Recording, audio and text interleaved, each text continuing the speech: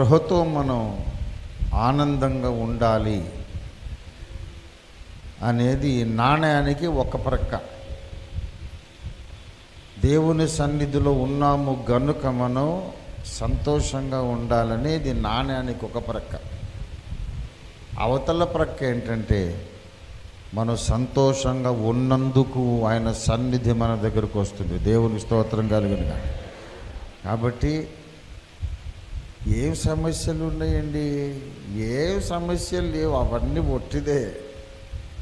మన ఎడల ప్రత్యక్షము కాబోవు మహిమ ఎదుట ఇప్పటి కాలపు శ్రమలు ఎన్నదగినవి కాదు. దేవుని బిడ్డలారా, ఆనందంగా ఉండండి దేవుని సన్నిధిలో. దేవునికి స్తోత్రం. దేవుని పరిశుద్ధ వాక్యంలోనికి వెళదాం. నేనైతే నా అంచనా ఒక అరగంట మాట్లాడదాం అనుకుంటున్నాను. మరి మీరందరూ నా కొరకు ప్రార్థన చేయాల్సిందిగా మనవి. ప్రభువా, తొందరగా ముగించే జ్ఞానం నీ దాసునికి దయచేయమని మీరందరూ నా కొరకు ప్రార్థిస్తారని నమ్ముతున్నాను. లూకాసు వార్త 17వ అధ్యాయం. లూకాసు వార్త 17వ అధ్యాయం 20-21 వచనాలు నేనే చదువుతాను, దయచేసి చిత్తగించండి. ఫేస్బుక్ లైవ్ వెళుతుందా బాబు? రావట్లేదు, నో సిగ్నల్. దేవునికి స్తోత్రం. లూకాసు వార్త 17-20-21 వచనాలు. దేవుని రాజ్యము ఎప్పుడు వచ్చును అని పరిసయ్యులు ఆయనను అడిగినప్పుడు ఆయన, దేవుని రాజ్యము ప్రత్యక్షముగా రాదు, ఎందుకనగా ఇదిగో దేవుని రాజ్యము మీ మధ్యనే ఉన్నది, గనుక ఇదిగో ఇక్కడనని అదిగో అక్కడనని చెప్ప వీలు పడదు అని వారికి ఉత్తరమిచ్చెను. చిన్న మాట ప్రార్థన చేసుకుందాం. ప్రేమ కలిగిన మా మహాపరిశుద్ధ తండ్రి, సర్వాశీర్వాదముల మూల కర్త, సర్వజ్ఞానమునకు ఆధారుడా, నీకు వందనాలు చెల్లిస్తున్నాం. పరిశుద్ధ ప్రభు, మహాదేవా, నీకు స్తోత్రాలు. మిమ్మల్ని ఏమని పిలవాలో, ఏమని సంబోధించాలో ఎరుగని అజ్ఞానులము, పామరులము నా తండ్రి. నీ సన్నిధిలో మేము భయపడి వణుకుచున్నాము. అబ్రహాము చెప్పాడు, దుమ్మును ధూళినైనా నేను ఒక్కసారి మాట్లాడి తెగిస్తున్నానని. నాడు యోబనే భక్తవరుడు కూడా చెప్పాడు, నిన్ను చూసినప్పుడు నన్ను నేను అసహించుకుంటున్నానన్నాడు. మనుషులందరిలో, స్త్రీలు కన్నవారందరిలో గొప్పవాడు అనిపించుకున్న యోహాను సహా నీ చెప్పుల వారు విప్పే యోగ్యతైన తనకు లేదని చెప్పుకున్నాడు, ఒప్పుకున్నాడయ్యా. ఇక మేమనగా ఎంతటి వారము? ప్రభువా, దయచేసి మమ్మును ఈ రాత్రి కరుణించండి. కేవలము నీ కృపను బట్టే మా మధ్యకు దిగిరండి. ప్రసంగ వేదిక మీద ఉన్న నీ దాసుని మీరు ఎత్తిపట్టుకొని కేవలము నీ నోటి బూరగా మాత్రమే వాడుకొని మీరే నాతో మాట్లాడండి, అందరితోనూ మాట్లాడమని ప్రార్థన చేస్తున్నాను. కరుణా సంపన్నుడా, మా నేరములు, ప్రత్యేకించి వాక్య సేవకుడైన ఈ నీ దీనదాసుని నేరములు, అపరాధములు, అజ్ఞానకృతములు, బలహీనతలు, అక్రమములు, అతిక్రమములు అన్నిటినీ నీ శిలువ రక్త ధారతో కడిగి, నీ రక్తము ప్రోక్షించి నీ దాసుని కడిగి బాగుగా శుద్ధీకరించి మీ అగ్నితో కాల్చిపుటము వేసి మీ పరలోక పరిమళ పరిశుద్ధాత్మ ఆనంద తైలాభిషేకముతో మీ దాసుని అభిషేకించి మీ దాసుని నోట నీ మాటలే నీ జీవపు గల మాటలే, మీ జీవపు మూటలైన నీ దివ్యమైన మాటలే మీ దాసుని నోట ఉంచి మీ చైతన్యుడిలో కప్పి ఉంచి, దేవా నాతో మాట్లాడండి, అందరితోనూ మాట్లాడండి. మా కన్న తండ్రి, నాకు కనబడండి, అందరికీ కనబడుమని యేసు పరిశుద్ధ నామములో స్తుతించి ప్రార్థిస్తున్నాము తండ్రి, ఆమేన్. ప్రభునందు నాకు అత్యంత ప్రియులారా, చదవబడినటువంటి లేఖన భాగాన్ని మనం గమనిస్తే, పరిసయ్యులు ఆయనను ఒక ప్రశ్న అడుగుతున్నారు. యూదా మతములో బహు నిష్ఠ కలిగిన వారు, నిష్ఠ కలిగిన తెగ, ధర్మశాస్త్రమును పుక్కిటబట్టినటువంటి లేఖన ప్రవీణులు అడుగుతున్నారు, దేవుని రాజ్యము ఎప్పుడు వచ్చును అని యేసుని అడిగారు. ప్రభువు చెప్పిన సమాధానం ఆశ్చర్యకరమైనది, మనము ఆలోచించదగినది, మనం పరిశోధించి మధించి అందులోని సందేశాన్ని గ్రహించవలసినటువంటి అవసరం ఉంది ప్రియులారా. యేసు ప్రభువు వారు ఆయన నోరారా చెప్పారు, స్పష్టంగా చెప్పారు, దేవుని రాజ్యము ప్రత్యక్షముగా రాదు.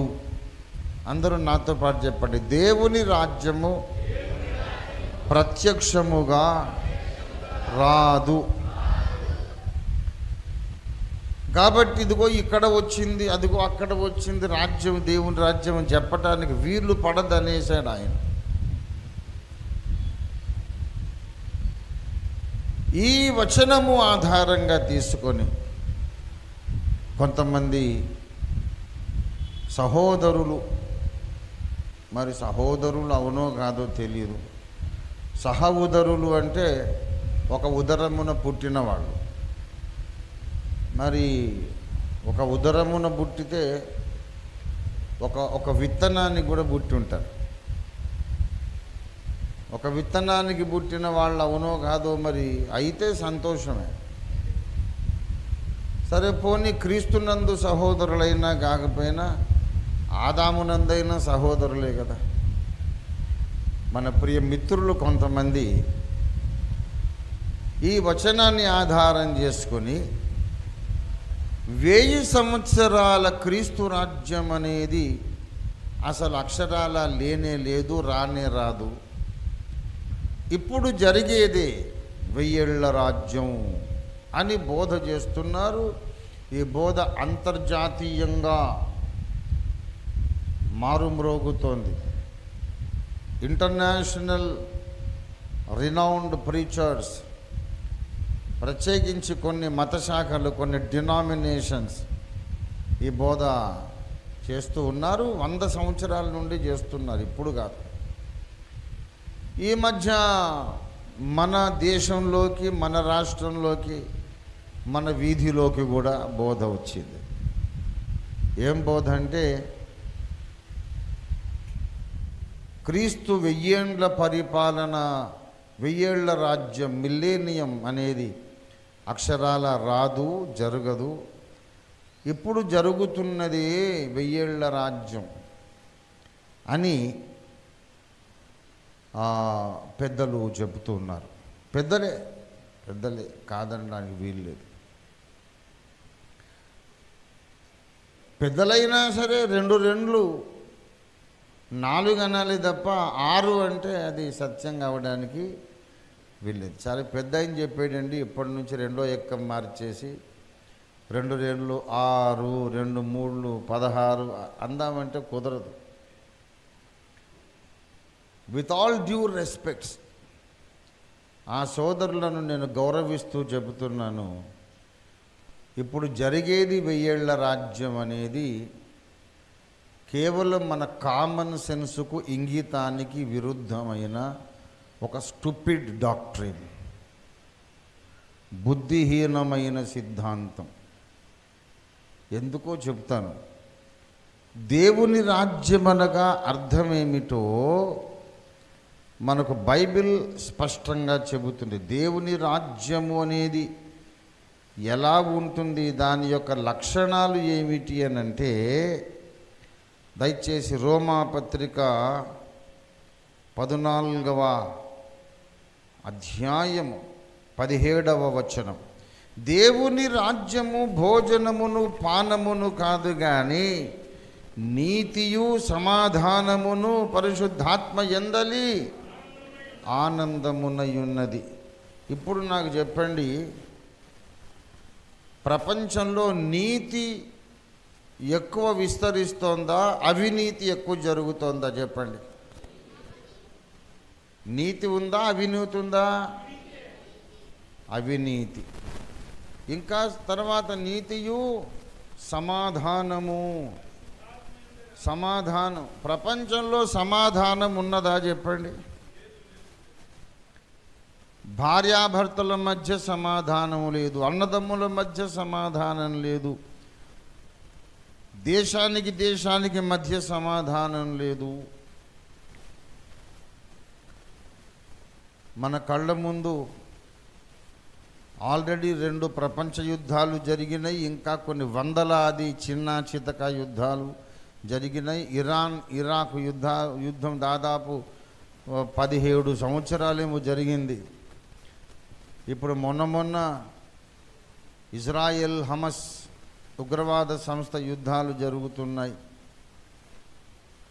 ఇలాగ ఎన్నో యుద్ధాలు జరుగుతున్నాయి. సమాధానం ఎక్కడుంది? సమాధానం ఉందా? లోకంలో సమాధానం లేదు, నెమ్మది లేదు. పాపం పెరిగిపోతుంది. ఈ మధ్య ఇటీవలి కాలములో ఎన్ని ఘోరాలు చూసామంటే, 8 ఏళ్ల పాపను ఒక కామాంధుడు రేప్ చేశాడు.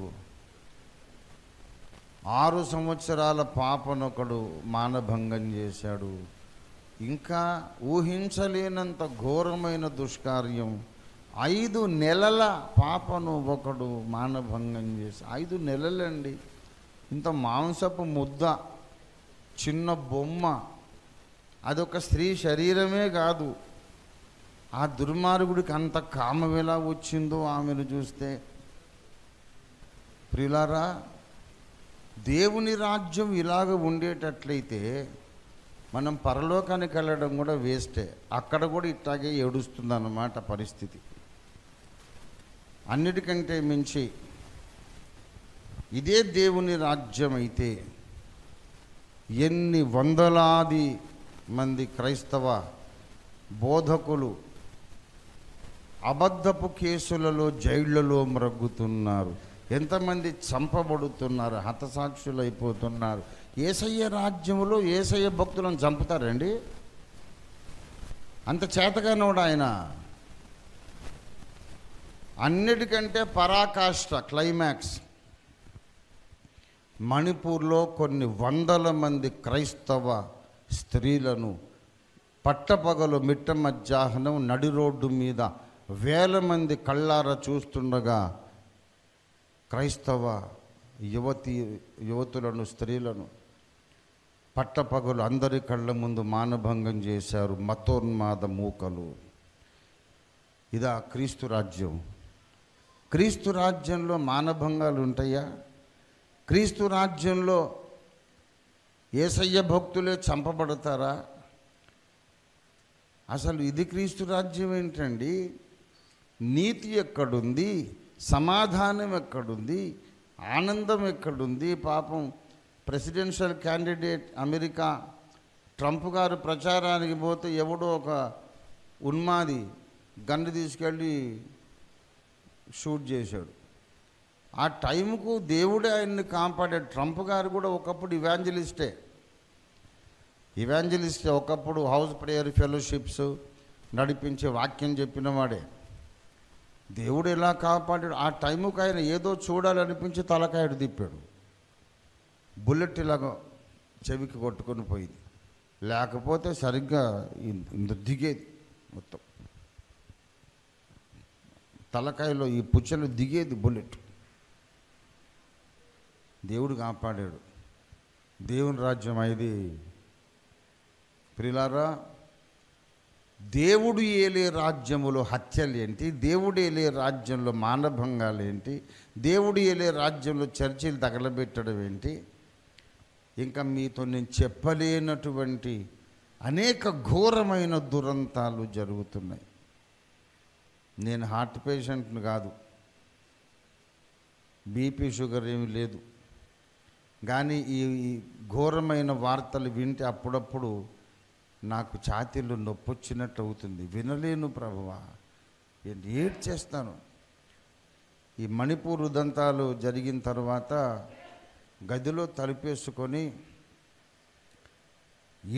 నా జీవితంలో అంత ఏడవలేదు. ఎప్పుడు ప్రార్థన చేశాను, ఏడుపు వచ్చేసింది, లేచి ఒక గోడకు నా తల ఆనించి చాలాసేపు వెక్కి ఏడ్చాను. ఈ మధ్యకాలంలో అంత ఎప్పుడు ఏడవలేను నేను. అప్పుడు రాసిన పాట అది, దిగిరమ్మయా ప్రభు దిగిరమ్మయా, ప్రతికారము చేయ దిగిరమ్మయా, దిగిరమ్మయా ప్రభు దిగిరమ్మయా, ప్రతికారము చేయ దిగిరమ్మయా, భూలోక న్యాయాధిపతి వేవయ్యా, న్యాయము చేయగ దిగిరమ్మయా. ఆమేన్.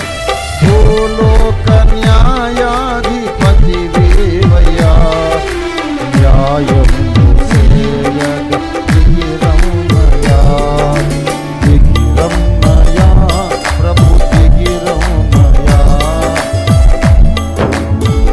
చేయ దిగిరమ్మయా, దిగిరమ్మయా ప్రభు దిగిరమ్మయా,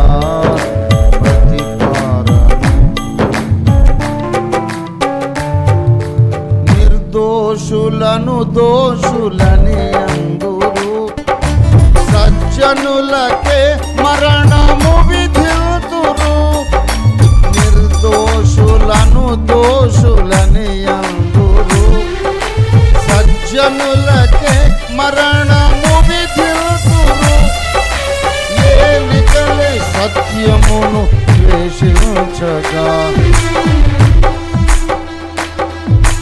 అన్యాయమగు చట్టముల చేసెడి, పాలకుల దండింపదిగిరమ్మయా, అన్యాయమగు చట్టముల చేసెడి, పాలకుల దండింపదిగిరమ్మయా, దిగిరమ్మయా ప్రభు దిగిరమ్మయా, ప్రతికారము చేయ దిగిరమ్మయా, భూలోక న్యాయాధిపతి వేవయ్యా, న్యాయము చేయగ దిగిరమ్మయా. ఇది జరుగుతున్న చరిత్ర. అన్యాయముకు చట్టముల చేసడి, పాలకుల దండింపదిగిరమ్మయా. ఇది 94వ కీర్తనలో దావీదు ప్రార్థన. 58వ కీర్తన చూడండి దయచేసి, మొదటి నుండి. అధిపతులారా, మీరు నీతిని అనుసరించి మాట్లాడుదురన్నది నిజమా? నరులారా, మీరు న్యాయమును బట్టి తీర్పు తీర్చుదురా? లేదే, మీరు హృదయపూర్వకముగా చెడుతనము జరిగించుచున్నారు. అధిపతులు నీతి లేకుండా పరిపాలిస్తున్నారట. ఎంత అవినీతి అన్యాయం జరుగుతుందండి, చెప్పడానికి వీల్లేదు. దేవుడు ఏలే రాజ్యం ఇంత నికృష్టంగా ఉంటే పరలోకానికి వెళ్ళి కూడా సుఖం లేదు. మరి అక్కడ ఎవడు మానభంగం చేస్తాడో, ఎవడు కొడతాడో, చంపుతాడో, దోచుకుంటాడో తెలియదు. ఇక్కడ రాజు అయినప్పుడు ఆయన కాపాడలేదు, అక్కడ రాజు అయితే ఎలా కాపాడుతాడండి? ఆ మాత్రం అంతటి పరలోకం కోసం మనం కష్టాలు పడడం వేస్ట్. దేవుని రాజ్యము భూమి మీదికి వచ్చినప్పుడు పరిస్థితి ఎలా ఉంటుందో 2వ పేతురు పత్రిక 2వ పేతురు 3వ అధ్యాయము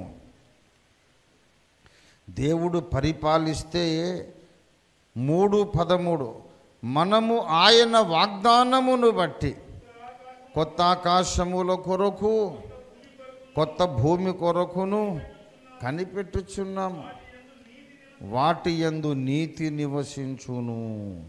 కొత్త భూమి కొత్త ఆకాశంలోనే కాదు, యేసు ప్రభు వారు వచ్చి భూమిని పరిపాలించినప్పుడు కూడా ఆయనే రాజు గనక నీతి నివసించాలి. ప్రియులారా, యేసు ప్రభు వారి రాజ్యాన్ని గూర్చి యెషయా గ్రంథము 11వ అధ్యాయంలో చెప్పబడింది. యెషయి మొద్దు నుండి చిగురు పుట్టును, వాని వేరుల నుండి అంకురము ఎదిగి ఫలించును. ఆయన 4వ వచనం, భూనివాసులలో దీనులైన వారికి యథార్థముగా విమర్శ చేయును, తన వాగ్దండము చేత లోకమును కొట్టును.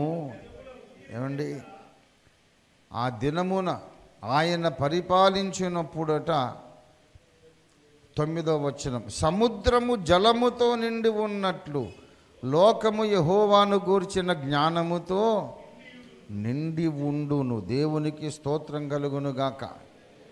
ఏమండి, ఆ దినమున 10వ వచనం, ఆ దినమున ప్రజలకు ధ్వజముగా నిలుచుచుండు యెషయి వేరు చిగురునొద్ద జనములు విచారణ, జనాలు కూడా ఉన్నాయి, ఇతర జనాంగములు వస్తారు. యెషయి మొద్దు నుండి పుట్టిన అంకురము అంటే యేసుక్రీస్తు దగ్గర వాళ్ళు విచారణ చేస్తారు. దేవుడు యేసుక్రీస్తు పరిపాలించినప్పుడు లోకం ఎలాగుంటుందంట, సముద్రము జలముతో నిండి ఉన్నట్టు ఈ లోకము యెహోవాను గూర్చిన జ్ఞానముతో నిండి ఉండును. ఇప్పుడు యెహోవాను గూర్చిన జ్ఞానం ఉందంటారా? దేవుడు లేడని నాస్తికులు, నాస్తిక దేశాలే ఉన్న ఏకంగా. అసలు యేసు దేవుడు కాదు అనే దేశాలు ఉన్నాయి. యేసు అనే మాట ఎత్తితే చంపి పారేస్తామనే మతోన్మాదులు ఉన్నారు. ఎవడో 100కి 1,000కి ఒకడికి ఉంది దేవుని గురించిన జ్ఞానం. కానీ లోకమంతా దేవుని జ్ఞానంతో నిండి ఉన్నదా? ప్రజలకు తెలిసిపోయిందా? దేవుడు ఎవరో తెలుసుకున్నారా? తెలుసుకోలేదు ఇంకా. క్రీస్తు రాజ్యములో ప్రపంచము సముద్ర జలాలలాగా దేవుని గూర్చిన జ్ఞానముతో నిండి ఉంటుంది. దేవునికి స్తోత్రం కలుగునుగాక. హల్లెలూయా. ప్రభునందు ప్రియులారా, ఇప్పుడున్నది దేవుని రాజ్యమా? 1000 ఏళ్ల రాజ్యం ఇప్పుడు నడుస్తుందా? 1000 ఏళ్ల రాజ్యం ఎప్పుడు ప్రారంభమైందో చెప్పండి పోనీ. అంటే పెంతెకోస్తు పండగ నాడు పరిశుద్ధాత్మ దిగి వచ్చినప్పుడు 1000 ఏళ్ల రాజ్యం ప్రారంభమైందట. అంటే 1000 ఏళ్ల రాజ్యం ప్రారంభమై ఇప్పుడు ఎన్ని వేల ఏళ్ళైంది? 2000 ఏళ్ళయింది. మరి 2000 ఏళ్ళు నడుస్తుంది, 1000 ఏళ్ల రాజ్యం అని ఎందుకన్నారు? అంటే కాదండి, 1000 ఏళ్ల రాజ్యం అనేది సాదృశ్యమే, ఉపమానమే, అలంకార భాష తప్ప లిటరల్గా 1000 ఏళ్ళు ఏమి కాదు. చాలా దీర్ఘకాలం అని అర్థం. వారిలో ఒంటరి అయిన వాడు 1000 మంది అగును అన్నాడు. అంటే అబ్రహాము నుండి 1000 మందే పుట్టారా చెప్పండి? ఇన్ని కోట్ల మంది పుట్టలేదు గనక 1000 మంది అంటే కరెక్ట్ 1000 మంది అని అర్థం కాదు. 1000 సంవత్సరాలన్నా కరెక్ట్గా 1000 ఏళ్ళు అని అర్థం కాదు. చాలా దీర్ఘకాలం అని అర్థం చేసుకోవాలి అన్నారు. సంతోషం, అది ఆలోచిద్దాం. 1000 సంవత్సరములు అనగా యుగ యుగములు, అంతము లేని రాజ్యమే 1000 ఏళ్ళు అని ఒక లేఖనాధారాన్ని చూపి, లేఖనానికి వక్ర భాష అని చెప్పి చెబుతారు ఈ ప్రత్యక్షత లేని పెద్దలు. వాళ్ళు చూపించేటటువంటి లేఖనాధారం లూకాసు వార్త 1వ అధ్యాయము 33వ వచనం. ఆయన యాకోబు వంశస్థులను యుగ యుగములు ఏలును, ఆయన రాజ్యము అంతము లేనిదై ఉండును. యేసు ప్రభు వారి రాజ్యానికి అంతమే ఉండదట. 1000 ఏళ్ళు ఏమిటండి? 1000 ఏళ్ళు కాదు, 10,000 ఏళ్ళు కాదు, 1,00,000 సంవత్సరాలు, 1,00,000 సంవత్సరాలు, 1,00,00,000 కోట్ల సంవత్సరాలు, అంతము లేని రాజ్యం ఆయన ఏలుతాడు. 1000 ఏళ్ళు ఏమిటి? 1000 ఏళ్ళు కాదు, అది 1000 ఏళ్ళు అంటే అంతము లేని రాజ్యం అని అర్థం అంటారు. వ్యాఖ్యాన సూత్రాలు, హెర్మెన్యూటిక్స్ తెలియక వీళ్ళు ఇలాగ బోధ చేయడం. లేఖనము ఏమి చెప్పుచున్నది అని పౌలు అడుగుతాడు. ప్రతి సిద్ధాంత విషయంలో లేఖనమే మనకున్నటువంటి సుప్రీం అథారిటీ, సుప్రీం కోర్ట్ అన్నమాట. రోమాపత్రిక 4వ అధ్యాయం 3వ వచనం, లేఖనము ఏమి చెప్పుచున్నది. పెంతెకోస్తు వారు ఏం చెప్పుచున్నారు, బాప్టిస్ట్ వారు ఏం చెప్పుచున్నారు, చర్చ్ ఆఫ్ క్రైస్ట్ వారు ఏం చెబుతున్నారు? ఇది కాదు మన ప్రశ్న. సెవెంత్ డే వాళ్ళు ఏం చెబుతున్నారు? ఇది కాదు అడగాల్సిన ప్రశ్న. ఆ బోధకుడు ఏం చెప్పాడు, ఈ బోధకుడు ఏం చెప్పాడు అని కాదు.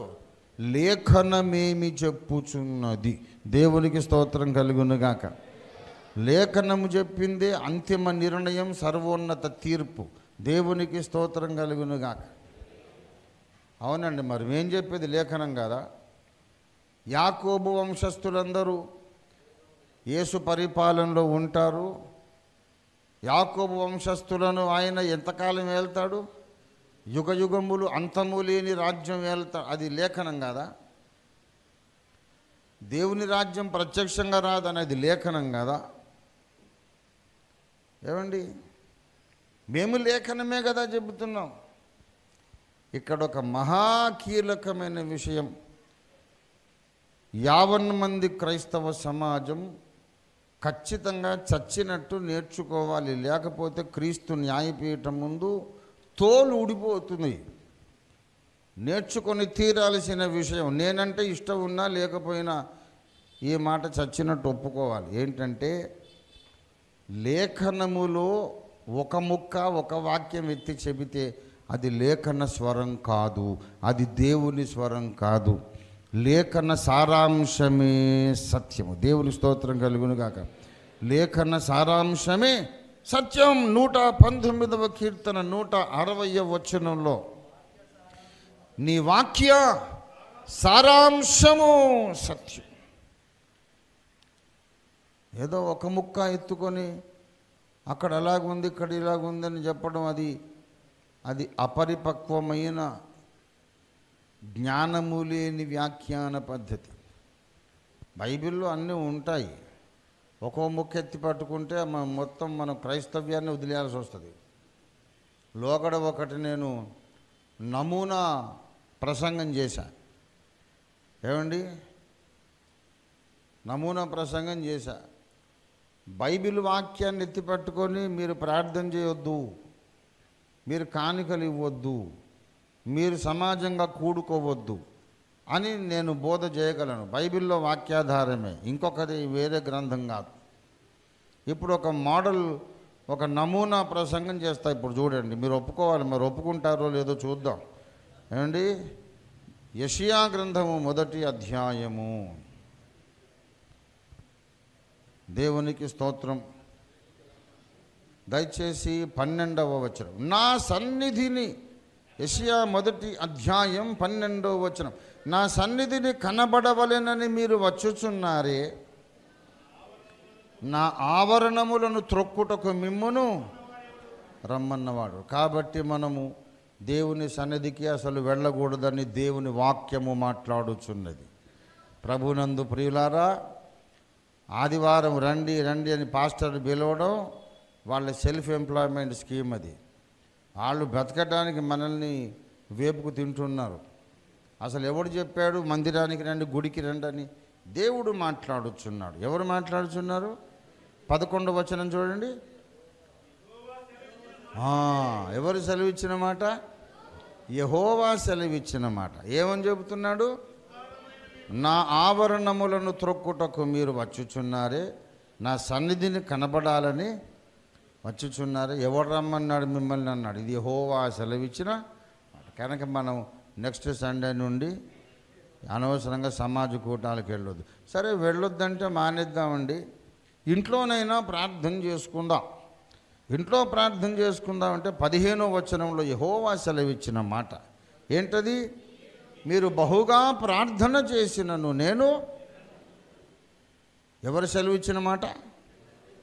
మీరు ప్రార్థనే ఎంత చేసినా నేను వినను అనేసాడు. కనుక ప్రార్థన కూడా వ్యర్థము. మనం ఇప్పటి నుంచి ఇంట్లో కూడా ప్రార్థన చేయవద్దు, యెహోవా సెలవిచ్చిన మాట. సరే, చర్చికి వెళ్ళొద్దు, సమాజ కూటాలకు వెళ్ళొద్దు, ఇంట్లో ప్రార్థన చేయొద్దు. ఏదో మన కోసం ప్రాణం పెట్టిన రక్షకుడు కదా, కానుకైనా అప్పుడప్పుడు ఇచ్చుకుందాం అని అంటే 13వ వచనం, మీ నైవేద్యము వ్యర్థము, అది నాకు అసహ్యము పుట్టించు. ధూపార్పణము దాని నికను తేకుడి. బైబిల్లో ఎంత మంచి ప్రసంగాలు ఉన్నాయండి. ఇంతకాలం ఈ పాస్టర్లు మన వేపుకు తిన్నారు. చర్చికి రండి రండి రండి, ఒక వారం రాకపోతే వెంటనే ఇంటికి వచ్చి పెడతాడు పాస్టర్. ఏమమ్మా, ఏం బాబు ఎందుకు రాలేదు, ఒంట్లో బాగోలేదా, ఎందుకు బాగోలేదా అని అడుగుతాడు. మనకు స్వేచ్ఛ లేదు, ఏమీ లేదు. ఏమండి, దశమ భాగాలు ఏమని ప్రసంగాలు చేస్తారు, చర్చికి రమ్మంటారు, ప్రార్థన చేసుకుంటున్నావా అని అది ఎప్పుడు ఎత్తి పొడిచే ప్రసంగాలు. స్వేచ్ఛగా హ్యాపీగా టీవీ చూసుకునే అవకాశం లేదు. ఏమండి, విందులు వినోదాలకు వెళ్ళి ఎంజాయ్ చేసే అవకాశం లేదు. కానీ దేవుడు దయామయుడు, ఎంత ప్రేమగల దేవుడు. మీరు చర్చికి రావద్దర్రా, మీరు కానుకలు ఇవ్వద్దు, ప్రార్థన చేయొద్దని చెప్తున్నా. ఈ ప్రేమగల దేవుడు ఎంత మంచోడండి అని ఈ ప్రసంగం చేస్తే మీరు ఒప్పుకుంటారా? ఒప్పుకుంటారా? ఆ భ్రష్టులు ఒప్పుకుంటారు. ఇదే కదా మా సిద్ధాంతం అని, ప్రార్థన చేయొద్దనే సిద్ధాంతం, కానుకలు ఇవ్వద్దనే సిద్ధాంతం. ఇది వాక్యమే కానీ వాక్య సారాంశము కాదు. దేవునికి స్తోత్రం కలుగునుగాక. వాక్యములో ఒక ముక్క సత్యం కాదు. ఎందుకంటే ఇక్కడ మీరు బహుగా ప్రార్థన చేసినా నేను వినను అన్నటువంటి ఈ దేవుడే లూకాసు వార్త 18వ అధ్యాయములో ఏం చెబుతున్నాడు చూడండి. ఏమండి, వారు విసుగక నిత్యము ప్రార్థన చేయుచుండవలెను. 65వ కీర్తన 2వ వచనం, ప్రార్థన ఆలకించువాడా సర్వ శరీరులు నీ యొద్దకు వచ్చెదరు. ఇప్పుడు మీరు బహుగా ప్రార్థన చేసినా నేను వినను అని యెషయా 1వ అధ్యాయంలో ఉంది. 65వ కీర్తనలో ఏముంది? ప్రార్థన ఆలకించువాడు. అబ్రహాముకు హాగరు ద్వారా పుట్టిన కొడుక్కి కూడా దేవుడే పేరు పెట్టాడు. దేవుడే పేరు పెట్టాడు ఇష్మాయేలు. అంటే అర్థం ఏంటంటే దేవుడు వినును. దేవునికి స్తోత్రం కలుగునుగాక. హల్లెలూయా. దేవుడు వింటాడు, ప్రార్థన ఆలకించే దేవుడు. ఏమండి, మోషే ప్రార్థించగా మన్నాను కురిపించితివి. మోషే ప్రార్థించగా మన్నాను కురిపించితివి. యెహోషువ ప్రార్థించగా సూర్యచంద్రులనాపితివి. యెహోషువ ప్రార్థించగా సూర్యచంద్రులనాపితివి. యెహోవా నీ నామము ఎంతో బలమైనది, ఎంతో బలమైనది, ఎంతో బలమైనది. బైబిల్ నిండా ప్రార్థన ప్రార్థన ప్రార్థన ప్రార్థన కనపడి ఒక్క దగ్గర ఉంది, మీరు బహుగా ప్రార్థన చేసినా నేను వినను. ఆదాముకి 2 కొడుకులు. పెద్ద కుమారుడు చిన్నోడిని చంపేశాడు. ఆ చంపినోడు హంతకుడు, దుష్టుని సంబంధి, దేశద్రిమ్మరైపోయాడు. తర్వాత ఆదామునకు ఇంకో 3వ కొడుకు పుట్టాడు, షేతు. షేతునకు కూడా కొడుకు పుట్టాడు, ఎనోషు. అప్పుడు యెహోవా నామమున ప్రార్థన చేయుట ఆరంభమైనది. దేవునికి స్తోత్రం కలుగునుగాక. హల్లెలూయా. అప్పుడు ఆరంభమైంది. అబ్రహాము ప్రతి చోట బలిపీఠము కట్టాడు, గుడారం వేశాడు, బలిపీఠం కట్టాడు, ప్రార్థన చేశాడు. అసలు భక్తులందరూ ప్రార్థన చేసిన వాళ్ళే కదండి. దావీదు ప్రార్థన చేశాడు. 22వ కీర్తనలో చెబుతాడు, నేను రాత్రి వేళ మొరపెట్టుచున్నాను, పగలు కూడా నేను మౌనంగా ఉండడు. పగలు మొరపెడుతున్నా, రాత్రి కూడా నేను మౌనంగా ఉండటం లేదు. రేయింబవలు నాయార్తధ్వని నీ సన్నిధిలో వినబడుచున్నది. కరుణతోడను కమారు నా దేశ, కరుణతోడను కమారు నా దేశ, వీక్షింపగదే యేసు ప్రభువా, వీక్షింపగదే యేసు ప్రభు. రాత్రి మగళ్ళు భక్తులు మొరపెట్టారండి.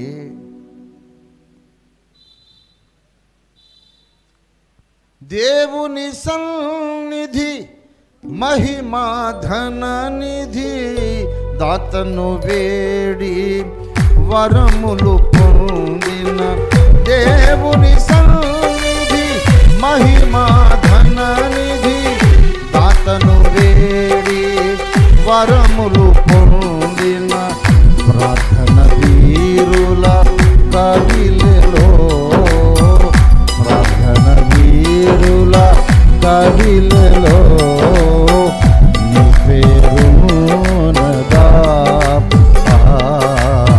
నా పేరునదా. దేవుని సముఖ జీవ కవిలలో, దేవుని సముఖ జీవ కవిలలో నీ పేరునదా, నా పేరునదా. ప్రార్థన వీరుల కవిలే. కవిలే అంటే పుస్తకం. దేవుని సన్నిధిలో ఒక పుస్తకం రాయబడింది. ప్రార్థన చేసే భక్తుల పేర్లు రాయబడ్డ ఒక గ్రంథం ఉంది. ఆ గ్రంథములో నీ పేరు, నా పేరు ఉండాలి.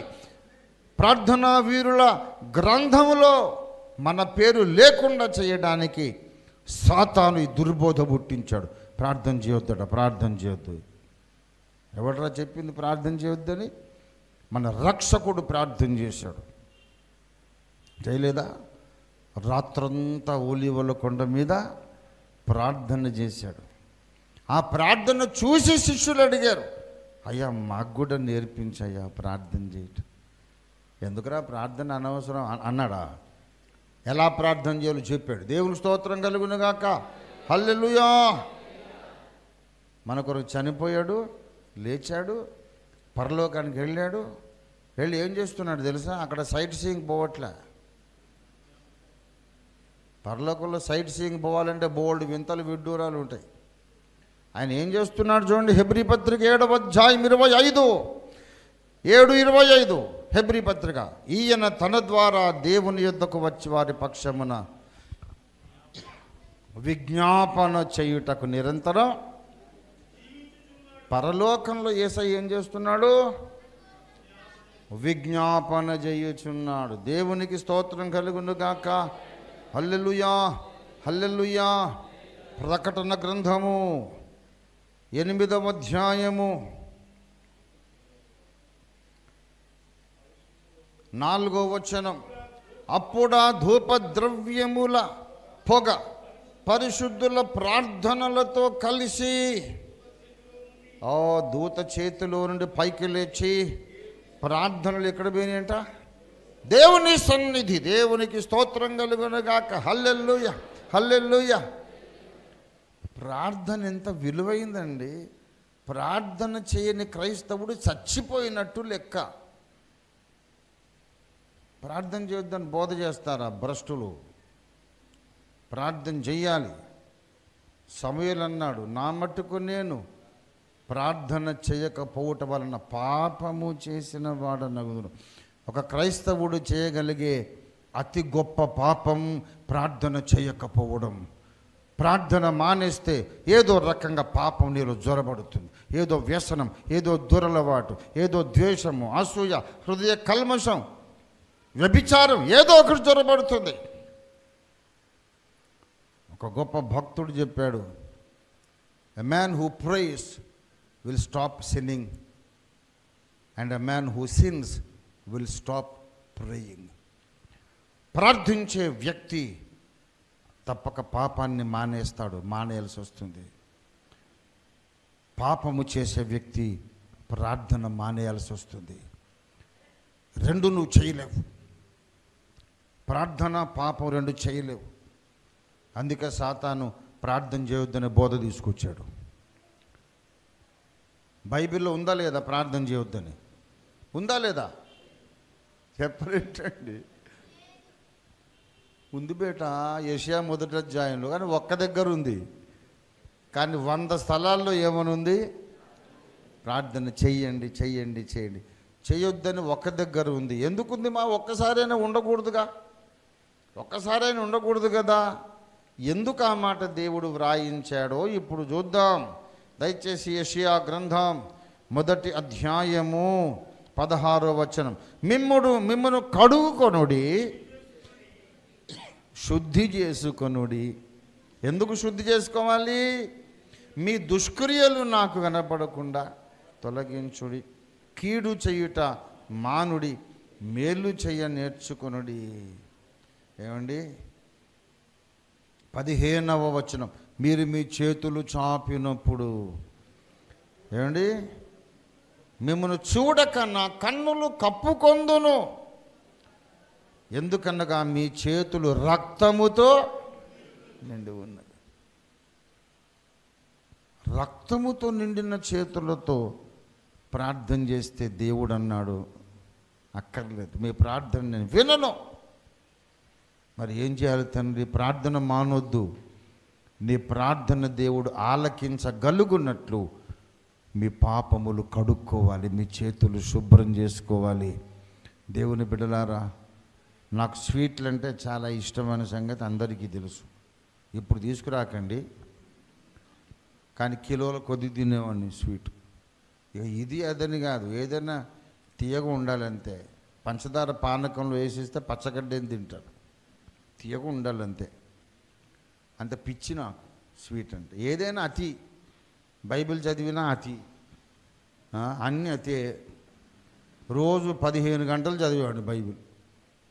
ఒక్క రోజులో మార్నింగ్ మొదలుపెట్టి సాయంత్రం వరకు ద్వితీయోపదేశ కాండానికి వచ్చేవాడు, ఆది కాండం నుండి. వన్ డే అంత అతి. అలాగే స్వీట్ కూడా చాలా ఇష్టం. గులాబ్ జామున్, దానికి కలాకందు అనేది కొనుక్కొని గులాబ్ జామున్, దాంట్లోని సిరప్, ఆ రెండు కైమా కొట్టుకొని తింటే ఎంత బాగుంటుందో చెప్పలేదు. నాకు చాలా ఇష్టం. లడ్డూలు కూడా బాగుంటాయి.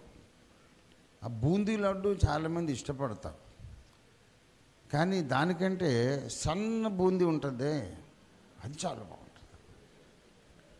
ఇంతలో బూందీ ఉంటుంది, దాంట్లో షుగర్ ఎక్కడో ఓ చోట తగులుద్ది. కానీ సన్న బూందీ అయితే అడుగడుగున షుగర్ తగులుతుంది, చాలా బాగుంటుంది. నాకు లడ్డూలు చాలా ఇష్టం. మీరు తేవాలని కాదు,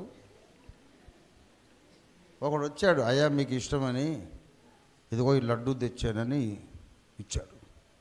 లడ్డూ మంచిదే, పుల్లారెడ్డి స్వీట్, నేతి, స్వచ్ఛమైన నేతి వాసన వస్తుంది. నాకు వద్దన్నా, వద్దు బాబు, వద్దురా బాబు, నువ్వు వద్దు నీ స్వీట్. అదేంటంటే మీకు ఇష్టం కదా. పట్టుకున్న లడ్డూ పట్టుకొని తెచ్చిన చేతికి కుష్టు ఉంది, పుండ్లు, చీము, రసి, నెత్తురు కారుతున్న చేయితో లడ్డు తెచ్చాడు. తీసుకుంటానా? మీరు తీసుకుంటారా? మీరు తీసుకుంటారా?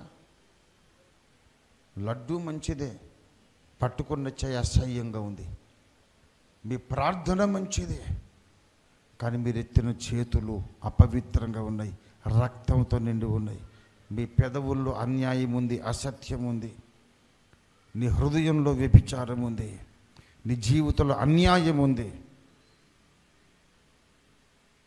ఈ రక్తముతో నిండిన చేతులతో ఎవరైనా ప్రార్థన చేస్తే నేను వినను అన్నాడు దేవుడు, కండిషనల్గా. కానీ చేతులు కడుక్కుంటే పవిత్రమైన చేతులెత్తి ప్రార్థన చెయ్యమన్నాడు ప్రార్థన ఆలకించే దేవుడు. దేవునికి స్తోత్రం కలుగునుగాక. ఎక్కడో ఒక ముక్క దొరికిందని ప్రార్థన చేయొద్దు అని ప్రసంగం చేయొద్దు. ఒక చోట ఉంది, మరి అనేక చోట్ల ఉన్న ఇతర లేఖనాలు కూడా పరిగణనలోనికి తీసుకోవాలి. దేవుని రాజ్యము ప్రత్యక్షముగా రాదు అని లేఖనం ఉన్నది. ఏమండి? ఆయన రాజ్యం అంతము లేనిదై ఉండునని లేఖనం ఉన్నది. అంతము లేని కాలం పరిపాలిస్తాడు. మరి 1000 ఏళ్ల రాజ్యం అనేది ఎందుకు వచ్చింది అంటే, మొట్టమొదటి విషయం, అంతము లేని రాజ్యం అనేది ఒకటి ఉంది, అంతము ఉన్నటువంటి రాజ్యం కూడా ఒకటి ఉన్నది. ప్రకటన గ్రంథం 20వ అధ్యాయం 7వ వచనం, 1000 సంవత్సరములు గడిచిన తరువాత ఏమండి ఆయన రాజ్యము అంతము లేనిదై ఉండును అని చెప్పాడా లేదా? లూకా సువార్త 1వ అధ్యాయంలో ఏమని చెప్పాడు? క్రీస్తు రాజ్యము అంతము లేనిదై ఉండును. ఆయన యాకోబు వంశస్థులను ఎంతకాలం ఏలును? యుగ యుగములు. మరి యుగ యుగములు ఏలేదానికి ఆ తర్వాతనే ఘట్టం ఎలా ఉంటుంది? ఆఫ్టర్ ద ఇటర్నిటీ, నిత్యత్వం అయిన తరువాత అనేది అర్థము లేని మాట. అక్కడ అక్షరార్థమైనటువంటి 1000 ఏళ్ళు కూడా ఉన్నాయి. ఒకవేళ యుగ యుగాల రాజ్యమే 1000 ఏళ్ల రాజ్యమైతే అది గడవటం ఉండదు, కడమామృతులు బ్రతకడం ఉండదు. 1000 సంవత్సరాలు గడిచిన తరువాత సాతాను తానున్న చెరలో నుండి ఆ 1000 ఏళ్ళు గడిచిన తరువాత 5వ వచనం, ఆ 1000 సంవత్సరాలు గడుచు వరకు కడమామృతులు బ్రతకలేదు. 1000 ఏళ్లకు ముందెవరు బ్రతికారు? 4వ వచనం, క్రూర మృగమునకు దాని ప్రతిమకు నమస్కారము చెయ్యక తమ నొసళ్ళ యందు 666 ముద్ర వేయించు కొనని వారిని యేసు కొరకు తామిచ్చిన సాక్ష్యము నిమిత్తం, దేవుని వాక్యము నిమిత్తం తలలు నరికి చంపబడిన వారి ఆత్మలను చూచి తిని వారు బ్రతికిన వారై, క్రీస్తు కొరకు హతసాక్షులైన భక్తులు బ్రతికిన వారై 1000 సంవత్సరాలు రాజ్యం చేశారు. అదొక పునరుద్ధానం. 1000 ఏళ్ళు గడిచాక కడమామృతులు ఎవరు? రక్షణ పొందని నరకపాత్రులు లేస్తారు. ప్రపంచవ్యాప్తంగా జరిగే జనరల్ రిజరక్షన్స్ 2, సార్వత్రిక పునరుద్ధానాలు 2. ఆ 2 ఏమిటో మనం చూద్దాం. పాత నిబంధనలో దానియేలు భక్తుడు చెబుతాడు, ఆ తర్వాత కొత్త నిబంధనలో యోహాను సువార్తలో యేసయ్య చెబుతాడు. దానియేలు 12వ అధ్యాయము 2వ వచనం చూడండి దయచేసి. మరియు సమాధులలో నిద్రించు అనేకులు మేల్కొంటారు, నిత్య జీవం అనుభవించడానికి కొందరు, నిందపాలై నిత్యముగా హేయులగుటకు కొందరు. 2 గుంపులు పునరుద్ధానాలు. ఆదాము కుటుంబంలో పుట్టి బ్రతికి చచ్చిపోయిన వాళ్ళందరూ పునరుద్ధానులు అవుతారు, కానీ ఒకే దినమున లేవరు. రక్షణ పొందిన వారేమో మొదట లేస్తారు, మొదటి పునరుద్ధానం. 1000 ఏళ్ల పరిపాలన గడిచాక రక్షణ పొందని వారు లేస్తారు. ఈ 2 పునరుద్ధానాలు ఉన్నాయని యేసయ్య కూడా చెప్పాడు. యోహాను సువార్త 5వ అధ్యాయము 28, 5:28. దీనికి ఆశ్చర్యపడకుడి, ఒక కాలము వచ్చుచున్నది, సమాధుల్లో ఉన్నవారందరూ ఆయన శబ్దము విని మేలు చేసిన వారు జీవ పునరుద్ధానం, కీడు చేసిన వారు తీర్పు పునరుద్ధానానికి బయటికి వచ్చారు. పునరుద్ధాన గుంపులు ఎన్ని? 2. ఒకటేమో కీడు చేసిన వారి పునరుద్ధానం, అంతకన్నా ముందు మేలు చేసిన వారి పునరుద్ధానం.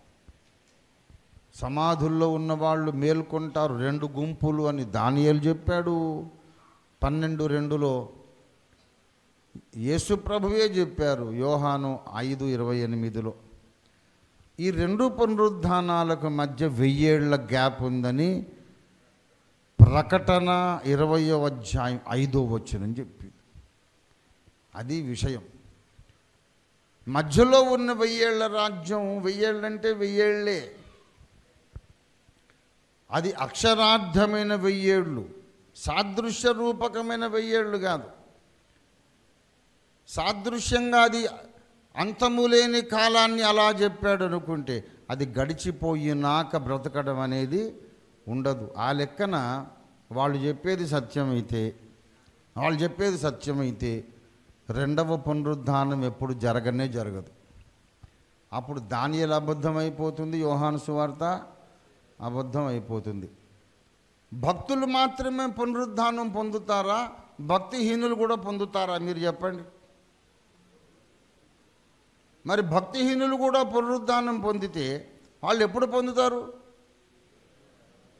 1000 ఏళ్ల పరిపాలన గడచిన తరువాత.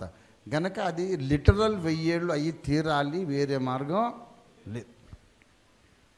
మరి 1000 ఏళ్ల రాజ్యం అని అంటే మరి ప్రత్యక్షముగా రాదు, ఇక్కడక్కడని చెప్పలేమంటున్నాడుగా, అంతము లేని కాలం అంటున్నాడుగా. అంటే నాయన, దేవుని రాజ్యము మొదట అదృశ్యముగా వచ్చి తరువాత దృశ్య రూపక రాజ్యముగా మారుతుంది. ఇది అందరూ తెలుసుకోవాల్సిన సత్యం. సరిగ్గా వాక్యం నేర్చుకొని అప్పుడు సంఘం పెట్టాలి, బోధ చేయాలి. ఎల్కేజీ ఫెయిల్ అయిపోయి నువ్వు కాలేజీ పెట్టొద్దు. ఇది మూల పాఠాలు. చదువురానోడు బడి పెట్టాడు అనుకోండి, స్కూల్ స్థాపించి ఏం చెప్తాడు వాడు? ఇలాగే ఉంటుంది. దేవుని రాజ్యము 2 దశలలో ఉంటుంది.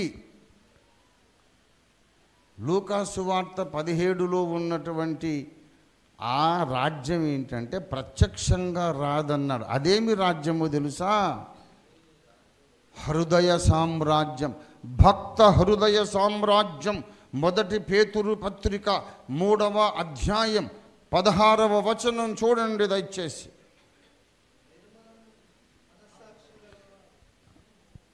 1 పేతురు 3:10. అదంతా కలిసి ఉంది, చదివేసేయండి. అయ్యయ్యయ్యయ్యో, మీలో ఉన్న నిరీక్షణ గూర్చి హేతువడుగు ప్రతిభానికి సాత్వికం, అదంతా అయ్యాక మీ హృదయముల యందు క్రీస్తును ప్రభువుగా, అందరూ చెప్పండి, మీ హృదయముల యందు క్రీస్తును ప్రభువుగా ప్రతిష్ఠించుడి. మన హృదయాల్లో యేసుని ఏం చేయాలట? ఎలా ప్రతిష్ఠించాలి? ప్రభువుగా. ఆ మాట మర్చిపోద్దు బేట. ప్రభువుగా. ప్రభు అంటే కింగ్ అన్నమాట. ప్రభు అంటే అర్థం ఏంటి? రాజు, కింగ్. మన హృదయంలో యేసుని ఏం చేయాలి? రాజును చేయాలి. ఇప్పుడు నా హృదయంలో యేసును రాజు చేస్తే నా హృదయం ఏమైపోతుంది? ఆయన సామ్రాజ్యం అయిపోతుంది.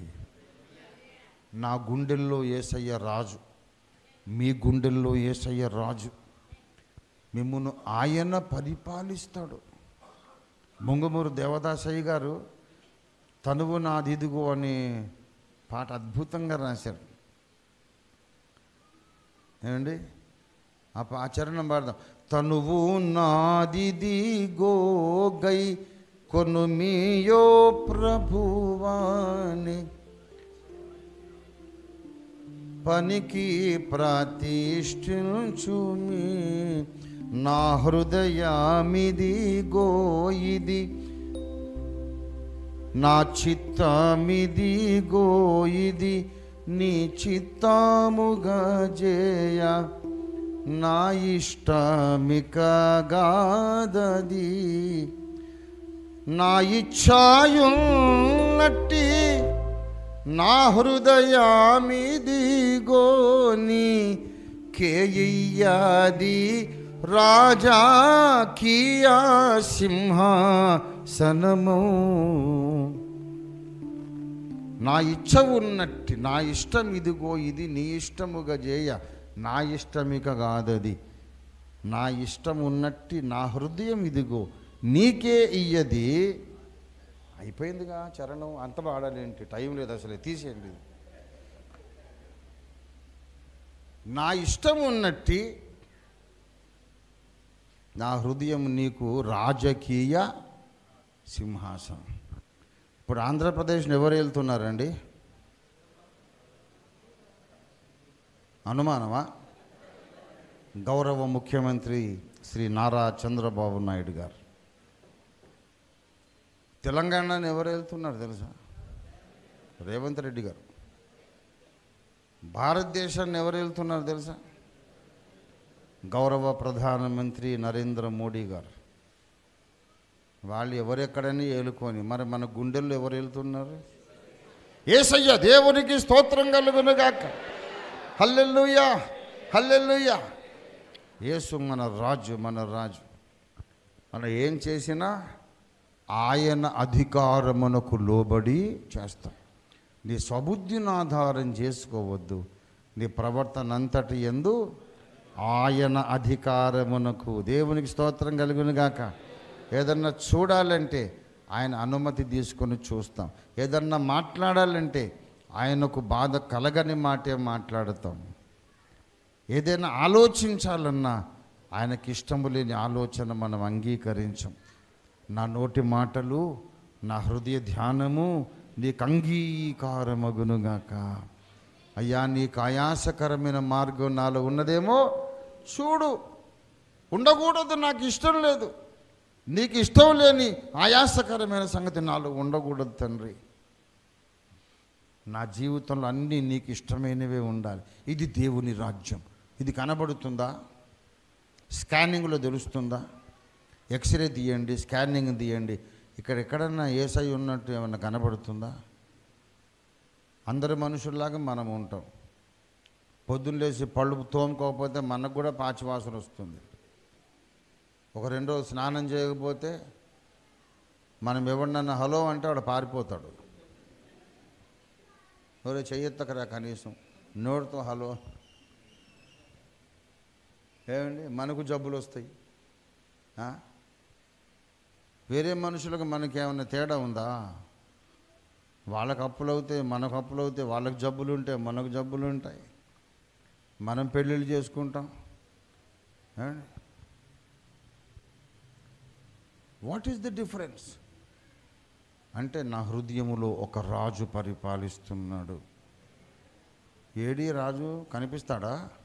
కనిపించడు గనక దేవుని రాజ్యం అంటే భక్త హృదయ సామ్రాజ్యం ప్రత్యక్షముగా రాదు. దేవునికి స్తోత్రం కలుగునుగాక. ఇప్పటి యుగములో, ఇప్పుడు నడుస్తున్న యుగంలో కనిపించని దైవరాజ్యం ఉన్నది. దేవునికి స్తోత్రం కలుగునుగాక. 1 పేతురు పత్రిక 1వ అధ్యాయము 8వ వచనం. 1 పేతురు 1:8. మీరు ఆయనను చూడకపోయినను ఆయన్ని ప్రేమించుచున్నారు. హల్లెలూయా. మీరు కన్నులారా చూడకయే విశ్వసించుచున్నారు. దేవునికి స్తోత్రం కలుగునుగాక. హల్లెలూయా. యేసయ్యను మనం చూడలేదు, అయినా సరే ఆయన్ను మనం ప్రేమిస్తున్నాం. చూస్తే ఒకవేళ కొంతమంది దర్శనాల్లో చూసి ఉండొచ్చు, కానీ భౌతికంగా ఆయన ఇలా ముట్టుకునేటట్టు, పట్టుకునేటట్టు మనం చూసామా? చూడలేదు. కానీ ఒకనాటికి చూస్తాము. ఏమండి, అదృశ్యంగా ఆయన మన హృదయంలో ఉన్నాడు. మన హృదయంలో ఆయన చిత్తము జరిగించుకుంటున్నాడు. ఆయన ఇష్టానుసారంగా మనల్ని ఆయన ఆనందము కొరకు పరిపాలిస్తున్నాడు ఇప్పుడు. కానీ ఒకనాటికి కనబడకుండా మనలను ఏలుచున్న యేసు రాజును ఈ కళ్ళతో మనం చూడబోతున్నాం, చూసి తీరుతాం. ఇది లేఖనం చెబుతున్న సత్యం. ఫిలిప్పీ పత్రిక 3వ అధ్యాయము దయచేసి 21. సమస్తమును తనకు లోబరుచుకొన జాలిన తన శక్తిని బట్టి ఎందుకు మార్చాలి? మన దీన శరీరమును తన మహిమగల శరీరములాగా మార్చేస్తాడు. యేసు రెండవసారి వచ్చినప్పుడు ఆయనకి ఎలాంటి మహిమ దేహం ఉందో అలాంటి దేహాన్ని మనకి ఇస్తాడు. ఎందుకు ఇవ్వాలంటే ఆయన ఉన్నట్టుగా చూస్తాం కాబట్టి.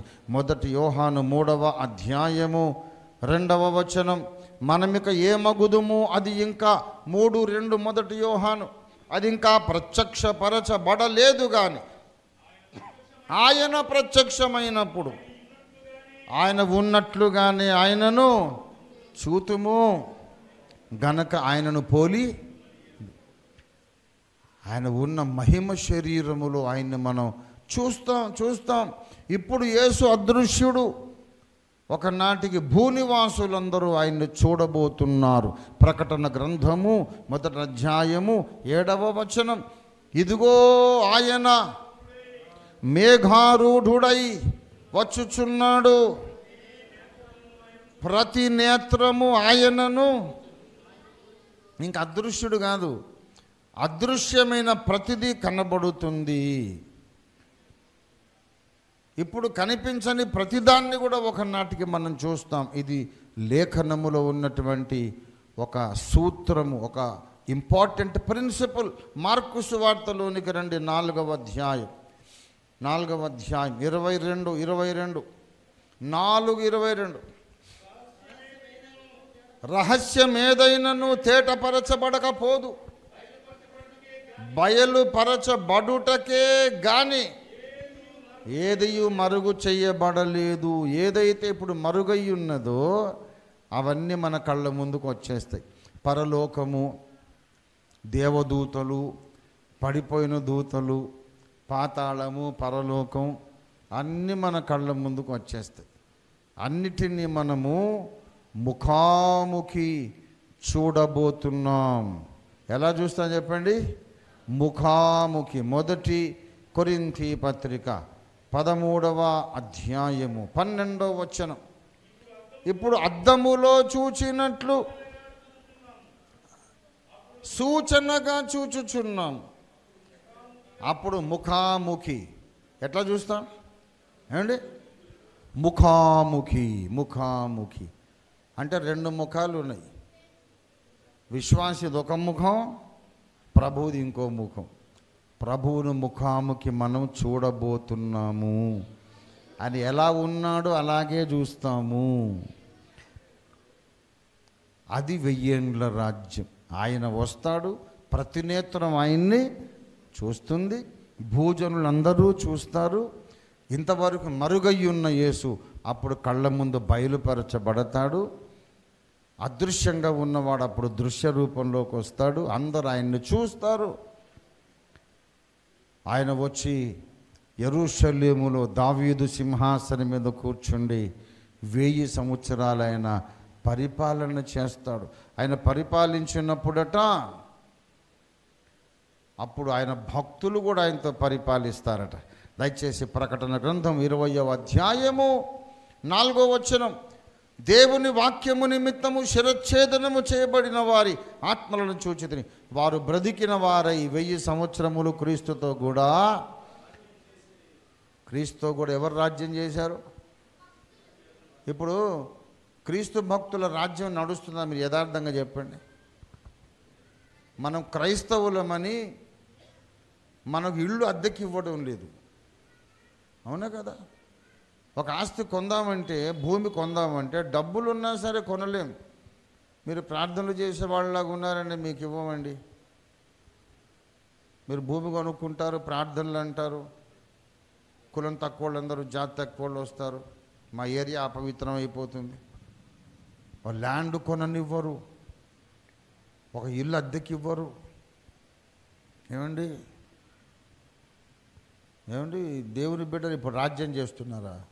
మనదే రాజ్యం అయితే నాకు ఇల్లు అద్దెకి ఇవ్వను వాడు ఉంటాడు? వాడు అసలు మనది రాజ్యం కాదు బాబు, సైతాన్ రాజ్యం ఇది. ఇప్పుడు జరుగుతున్నది సైతాను రాజ్యము, ఇది దేవుని రాజ్యము కాదు. పెంతెకోస్తు నాడు కూడా దేవుని రాజ్యం ప్రారంభం కాలేదు. ఎందుకంటే పౌలు పెంతెకోస్తు తర్వాతనే కదా, పరిశుద్ధాత్మ కుమ్మరింపు తర్వాతనే కదా పౌలు భక్తుని సేవ. పౌలు భక్తునికి దేవుడు చెప్పాడు, ప్రభువు చెప్పాడు ఏమిటంటే,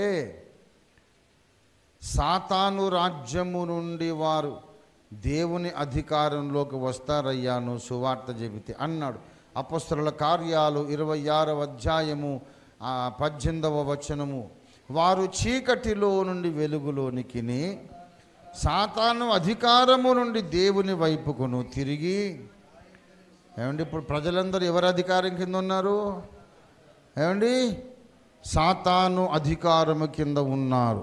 మొదటి యోహాను పత్రిక అల్టిమేట్గా చూడండి, ఇప్పుడు జరిగేది దేవుని రాజ్యమా ఎవరి రాజ్యమో చూడండి. మొదటి యోహాను పత్రిక 5:19.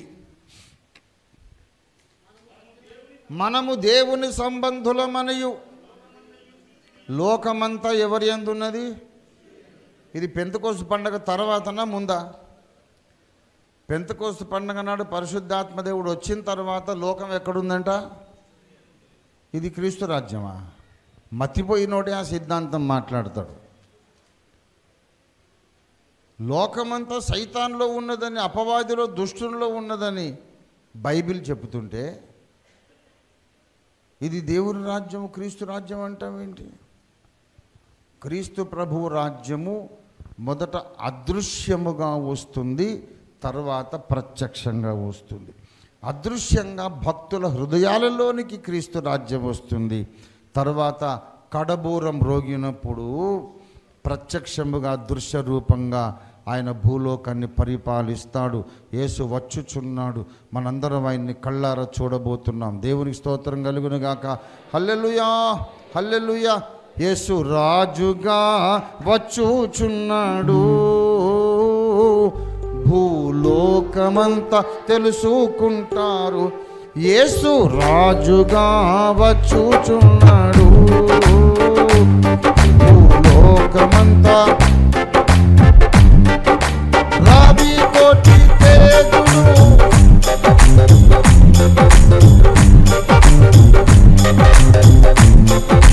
దేవుడు రారాజుగా వచ్చుచున్నాడు, రారాజుగా వచ్చుచున్నాడు, యేసు రాజుగా వచ్చుచున్నాడు.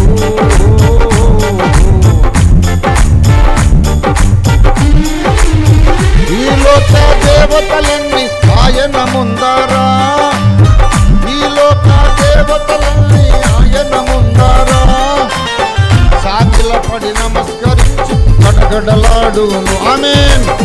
సాగిలపడి నమస్కరించి గడగడలాడును. వంగని మోకాళ్ళని, వంగని మోకాళ్ళని యేసయ్యా ఎదుట వంగిపోవును, యేసయ్యా ఎదుట వంగిపోవును.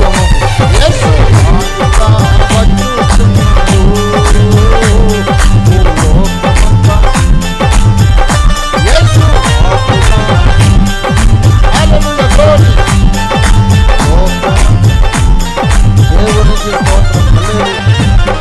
యేసయ్య దృశ్యరూపకంగా వచ్చి పరిపాలించినప్పుడు మార్కు 4లో ప్రవచనం నెరవేరుతుంది. మరుగుపరచబడ్డవన్నీ బయలుపరచబడతాయి. భవిష్యత్తులో చూపించడానికే ఇప్పుడు దేవుడు మన కళ్ళకు క్రీస్తును మరుగుపరిచాడు. లేకపోతే ఆ వచనం అబద్ధమైపోతుంది. అదృశ్యమైన యేసు ఎప్పటికీ అదృశ్యంగా ఉండిపోతే ఆ వచనం కొట్టేసుకోవాలి. ఆయన వచ్చి పరిపాలించినప్పుడు ఈ భూ వాతావరణం ఎలా ఉంటుందో చూడండి. యెషయా గ్రంథం 11వ అధ్యాయము 9వ వచనం. నా పరిశుద్ధ పర్వతమందంతటను ఏ మృగమును హాని చెయ్యదు. దేవునికి స్తోత్రం, హల్లెలూయా. ఏమండి 8వ వచనం. పాలు కుడుచు పిల్ల నాగుపాము పుట్ట యొద్ద ఆటలాడును. పాము పుట్టలో చేయబెట్టినది కాటేయదు. అంతకన్నా పైన 7వ వచనం. ఏమండి ఎద్దు మేయున్నట్లు సింహము. ఓసారి ఒక చర్చ్ ఆఫ్ క్రైస్ట్ ఆయన నాతో ఆర్గ్యుమెంట్ చేస్తూ ఉన్నాడు. ఎంత చెప్పినా వినడు. చాలా తెలివైనడితో కూడా మనం ఆర్గ్యుమెంట్ గెలవలేము, తెలివి తక్కువడితో కూడా గెలవలేము. అవును, మీరు ట్రై చేసి చూడండి. మహామేధావితో గెలవలేరు, స్టూపిడ్తో కూడా గెలవలేరు. వాడు ఒక పాయింట్లో ఉండడు. గంటలు గంటలు వాదిస్తున్నాడు, ఇదే 1000 ఏళ్ళ రాజ్యం అంటాడు. మరి హత్యలు ఏంటి, మానభంగాలు ఏంటంటే అది ఏదైనా సరే సాదృశ్యమే. అంతం లేని కాలం అన్నప్పుడు అంతం ఉండకూడదంటే మొండిగా మాట్లాడుతున్నాడు. మరి ఆ 1000 ఏళ్ళ రాజ్యం అంతమయ్యాక అనే వచనం ఉంది కదా అంటే అది మనం పట్టించుకోవద్దు అంటాడు. మూర్ఖుడితో ఎవరు మాట్లాడతారు? నేను చెప్పా, ఒక పరిష్కారం చెప్పా. బాబు, 1000 ఏళ్ళ రాజ్యములో సింహము ఎద్దు వలె గడ్డి మేయుననుంది కదా, ఒక గడ్డి మోపు తీసుకొని అడవిలో సింహం దగ్గరికి వెళ్ళు. అది గడ్డి తింటేనేమో ఇది 1000 ఏళ్ళ రాజ్యం, నిన్ను తింటేనేమో ఇది కాదు 1000 ఏళ్ళ రాజ్యం. పరీక్ష పెడతాం, గడ్డి మోపు తెస్తాను, మరి వెళ్తావా సింహం? అమ్మో నేను వెళ్ళాలని అంటున్నాడు. అయినా ఇది 1000 ఏళ్ళ రాజ్యం అట అండి. తివిరి ఇసుమున తైలంబు తీయవచ్చు, కోరి కుందేటి కొమ్ము సాధించవచ్చు, చేరి మూర్ఖుని మనసు రంజింపరాదు. విశ్వదాభిరామ విర్రవేమ. ఇసుకను రుబ్బి రోట్లో రుబ్బి నూనె తీస్తే ఒకవేళ తీయొచ్చేమో. కుందేలుకు కొమ్ము ఉంటుందా? కుందేటి కొమ్ము కూడా కష్టపడి అన్ని లోకాలు వెదికి ఎక్కడైనా ఉంటే తీసుకురావచ్చేమో. కుందేటికి కొమ్ము ఉండదు, అయినా తీసుకురమ్మంటే దేవచ్చు. ఇసుకలో నూనె ఉండదు, ఎంత రుబ్బినా. అయినా ఇసుకను రుబ్బి నూనె తీయొచ్చునేమో. ఒకవేళ అసంభవమే కానీ చేయొచ్చేమో. కానీ మూర్ఖుని మనస్సును ఎప్పుడు కూడా మనం రంజింప చేయలేము. బాబు, 1000 ఏళ్ళ రాజ్యానికంటే ముందేమో పరిశుద్ధులు పునరుద్ధానం చెందుతారు. ఆ 1000 ఏళ్ళు గడిచినాక నరకపాత్రులు పునరుద్ధానం చెందుతారు. ఈ 2 పునరుద్ధానాలు ఏమండి, ఈ 2 పునరుద్ధానాల మధ్యలో 1000 ఏళ్ళు ఉన్నాయంటే అసలు అది కాదు మొదటి పునరుద్ధానం అంటాడు వితండవాది. వాడి కోసమే నేను పుట్టే స్పెషల్ అవతారం ఇది. అది కాదు 1000 ఏళ్ళ రాజ్యం. ఎప్పుడు బాప్టిసం పొందినప్పుడు 1000 అది మొదటి పునరుద్ధానం అంట. ఎంత మేధావో చూడండి. నా దగ్గరికి ఆ వాదం కూడా వచ్చింది. బాప్తిస్మము పొందటమే మొదటి పునరుద్ధానం అంటాడు. సరే, అలాగైతే ఆ మొదటి పునరుద్ధానంలో లేచిన వాళ్ళు ఎవరు? 666 ముద్ర వేయించుకోలేదు కాబట్టి శిరచ్ఛేదనం. కాబట్టి నువ్వు పొందిన బాప్తిస్మ మొదటి పునరుద్ధానం అయితే ముందు నీకు శిరచ్ఛేదనం చేయాలి. ఒప్పుకుంటాడా? అబ్బో వద్దంటున్నాడు. మరి ఎందుకురా వితండవాదం చేస్తావు? ఒప్పుకో. తెలియదు నీకు, ఎవడో నీకు తప్పుబోధ నేర్పించాడు. బాప్తిస్మము పునరుద్ధానమునకు సాదృశ్యం. ఇది సాదృశ్యము, పునరుద్ధానపు సాదృశ్యం. బైబిల్ సరిగా నేర్చుకోండి, తర్వాత సిద్ధాంతాలు మాట్లాడుదురు. కానీ రోమాపత్రిక 6వ అధ్యాయము 5వ వచనం. మరియు ఆయన మరణము యొక్క సాదృశ్యమందు ఆయనతో ఐక్యము గలవారమైన ఎడల ఆయన పునరుద్ధానం యొక్క సాదృశ్యం. ఇదేంటి? బాప్తిస్మం. 3వ వచనం చూడండి. క్రీస్తు యేసులోనికి బాప్తిస్మం పొందిన మనం. బాప్తిస్మం ఏంటట?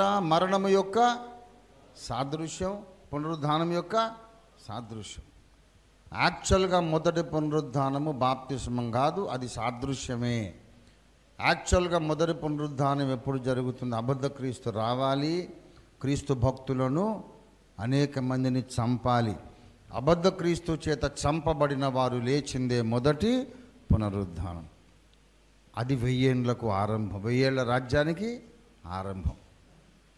ఈ 1000 ఏళ్ల రాజ్యానికి అంతం ఎప్పుడంటే రక్షణ పొందని నరక పాత్రులు పునరుద్ధానం చెందుతారే, అది 1000 ఏళ్ల పరిపాలన ముగింపు.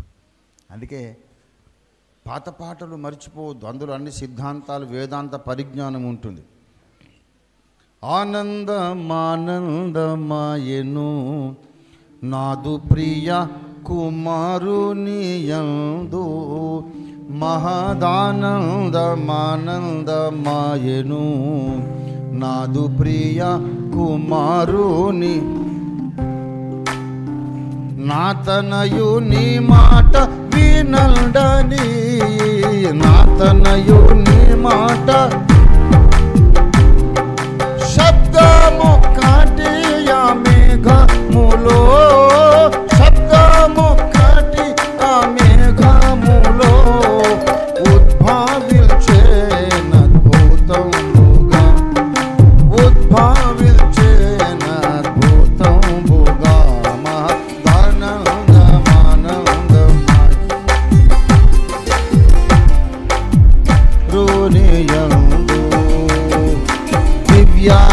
రాజై కుమారుడు 1000 వర్షాలు పాలించును, మహాదివ్య రాజై కుమారుడు 1000 వర్షాలు పాలించును, అంతము లేని రాజ్యమేలును, అంతము లేని రాజ్యమేలును, ఎందారు జయము నొందేదారో, ఎందారు జయము నొందేదారో, అందరును పాలించేదరు, అందరును పాలించేదరు, మహదానందమానందమాయ స్తోత్రం కుమారుని దేవునికి స్తోత్రం.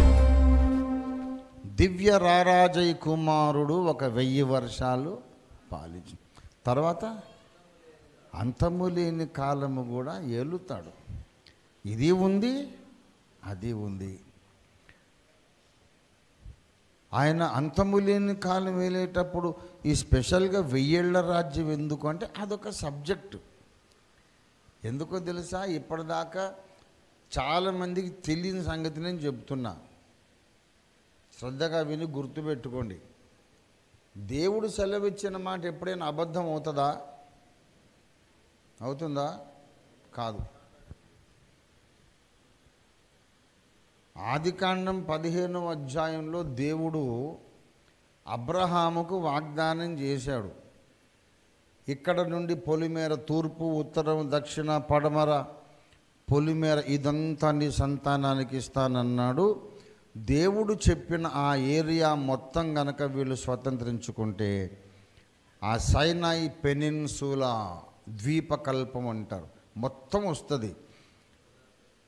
యెహోషువ కాలములో కానీ, దావీదు కాలములో కానీ, సొలొమోను కాలములో కానీ ఇప్పటి వరకు ఆ సీనాయి పెనిన్సులా మొత్తం ఏ ఒక్కనాడు కూడా ఇశ్రాయేలు స్వాధీనపరుచుకోలేదు. నెరవేరవలసిన వాగ్దానాలు ఉన్నాయి, ఇంకా బోలుడు.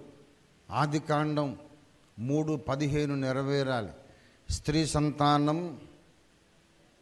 సర్ప సంతానం ఒకరితో ఒకరు యుద్ధం చెయ్యాలి. బాబు నీకు తెలియని వచనాలు, సంగతులు, సత్యాలు బోల్డ్ ఉన్నాయి, అప్పుడే బడి పెట్టకు. 1000 ఏళ్ల పరిపాలన అది అక్షరార్థంగా జరుగుతుంది. అప్పుడు సింహము గడ్డి మేస్తుంది, ఎద్దులాగా గడ్డి మేస్తుంది. ఎలుగుబంటి సింహము కూడుకొనగా బాలుడు వాటిని తోడు. అప్పుడు అకాల మరణాలు ఉండవు. చాలా కొద్ది వయసులో చచ్చిపోయాడంటే ఎవడైనా వాడు 100 ఏళ్ళు బ్రతికి చచ్చిపోయి ఉంటాడు. శాంతి ఉంటుంది, నీతి ఉంటుంది, సమాధానం ఉంటుంది, ఆనందం ఉంటుంది. అన్నిటికంటే ఎక్కువ యెహోవాను గూర్చిన జ్ఞానం భూలోకంలో నిండి ఉంటుంది. ఆ పరిస్థితి ఇప్పుడు లేదు గనక ఇది 1000 ఏళ్ల రాజ్యం కాదు. లోకమంతా దుష్టుని యందు పడి ఉన్నదని బైబిల్ చెప్పింది కనుక ఇది 1000 ఏళ్ల రాజ్యం కాదు. నువ్వు సువార్త చెప్పి ప్రజలను సాతాను అధికారం నుండి బయటికి తేవాలని దేవుడు పౌలుకు చెప్పాడు కనుక ఇది 1000 ఏళ్ల రాజ్యం కాదు. 1000 ఏళ్ల రాజ్యం అంటే అంతము లేని రాజ్యం కాదు. ఎందుకనగా అది గతించినాక ఒక పునరుద్ధానం జరగవలసి ఉన్నది. ఇవి మూల పాఠాలు. మళ్ళీ చెప్పాల్సి వచ్చింది మీకు అంటున్నాడు పౌలు. ప్రియులారా, ఆయన రాకడ మొట్టమొదట భక్తుల హృదయంలోనికి వస్తుంది. అది అదృశ్యమైన క్రీస్తు రాజ్యం. తర్వాత రాజకీయ అధికారము కూడా ఆయన చేపడతాడు. ప్రకటన 11:15 చూడండి. నేను ముగించేస్తా దీంతో. ఇది పెద్ద సబ్జెక్ట్. ఇది నెలలు చెప్పుకునే సబ్జెక్టు. కనీసం 40 రోజులు చెప్పాలి. 11:15 7వ దూత బూర ఊదినప్పుడు పరలోకములో శబ్దములు పుట్టెను. ఆ శబ్దములు ఈ లోకరాజ్యములు మన ప్రభు రాజ్యం ఎప్పుడవుతాయి? 7వ దూత బూర ఊదినప్పుడు ఈ లోకరాజ్యాలు ప్రభు రాజ్యం అయిపోతాయి. అప్పటిదాకా ఎవరి రాజ్యం ఇది?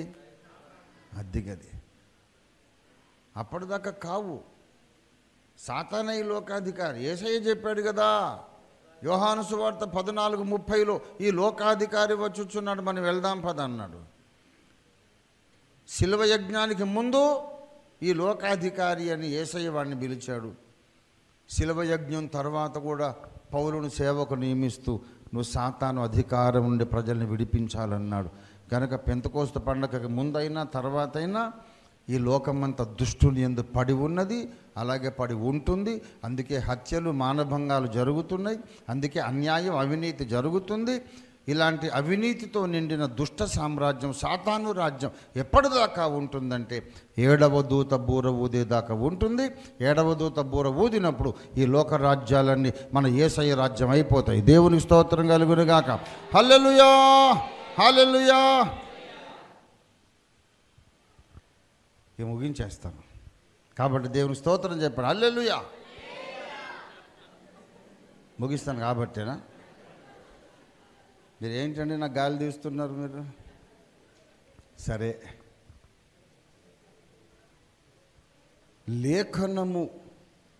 లేఖనములోనే కొన్ని వచనాలు అవునన్నట్టు, కొన్ని కాదన్నట్టు, ఒక చోటనేమో అదృశ్య రాజ్యం అని, ఒక చోటేమో ప్రతి నేత్రము చూస్తుందని, ఇలాంటి వచనాలు ఉన్నందున ఒక చోట ప్రార్థన చెయ్యమని, 100 చోట్ల ప్రార్థన చెయ్యమని, ఒక చోట ప్రార్థన చేయొద్దని, కానుకలు తెమ్మని అనేక చోట్ల, ఎవరికి కావాలని అర్పణ పొమ్మని ఒక చోట, సమాజంగా కూడుట మానకండి అని అనేక చోట్ల చెప్పి, నా ఆవరణం తొక్కడానికి ఎవడు రమ్మన్నాడు మిమ్మల్ని అని ఒక చోట.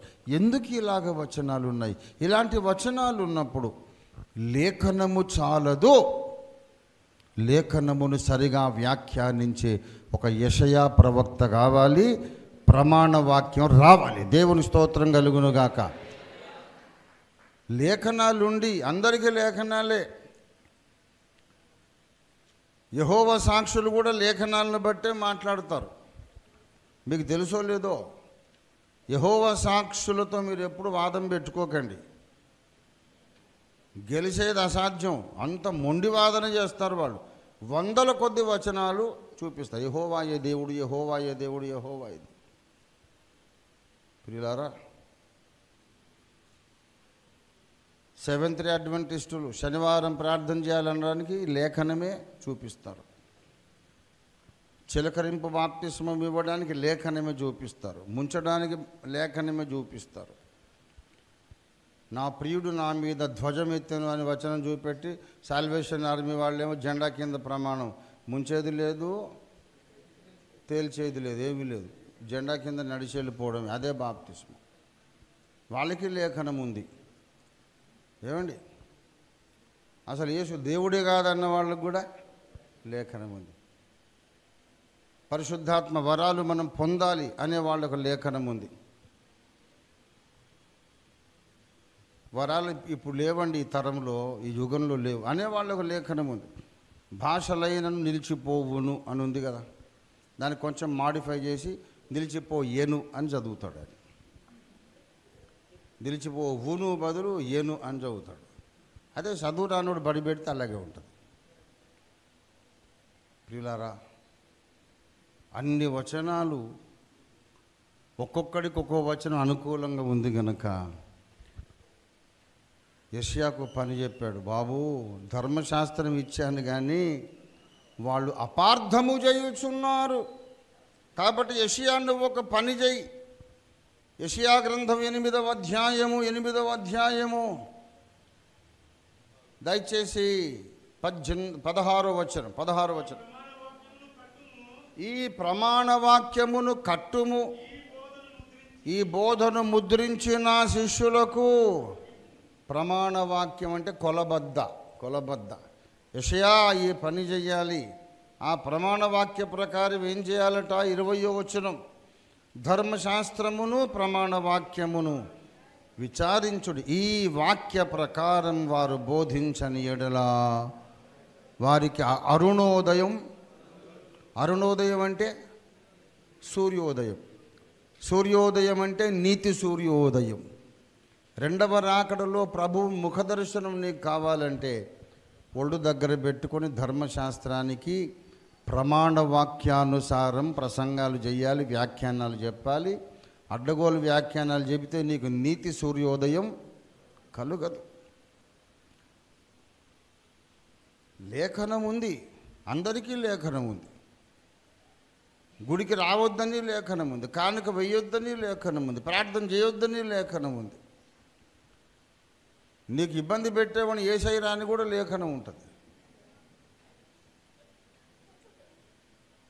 ప్రియులారా, కానీ సారాంశము కాదు. సారాంశము తీసుకున్నప్పుడు మనకు సత్యము బోధపడుతుంది. లేఖనాలు మనకు సరిపోనప్పుడు వాటిని సరిగా ప్రమాణ శాస్త్ర ప్రకారం, ప్రమాణ వాక్య ప్రకారం వ్యాఖ్యానించే ఒక భక్తుడు కావాలి. వాణ్ణే మనం ప్రవక్త అంటాము. దేవునికి స్తోత్రం కలుగును గాక. ఈ తరంలో ప్రవక్తలు లేరు అంటాడు. ప్రవక్తలు ఎందుకు అవసరం అంటే లేఖనాలు పట్టుకొని దేవుని సమాజం గందరగోళంలో పడిపోయింది. లేఖనం కావాలి, దానికి సరిగా అర్థము చెప్పే ప్రవక్త కావాలి. దేవునికి స్తోత్రం కలుగును గాక.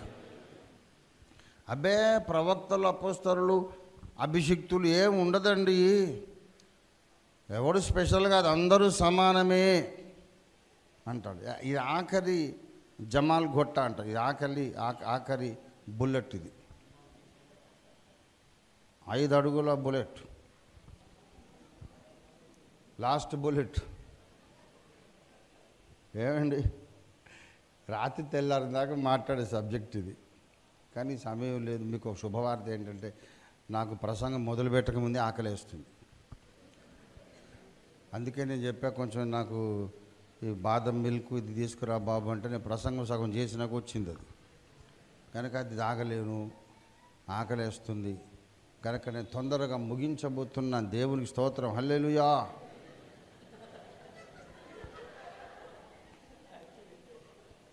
పర్లేదు, మెలుకోగానే ఉన్నారు. ఈ తరంలో అపొస్తలులు లేరు, ప్రవక్తలు లేరు, అభిషిక్తులు లేరు.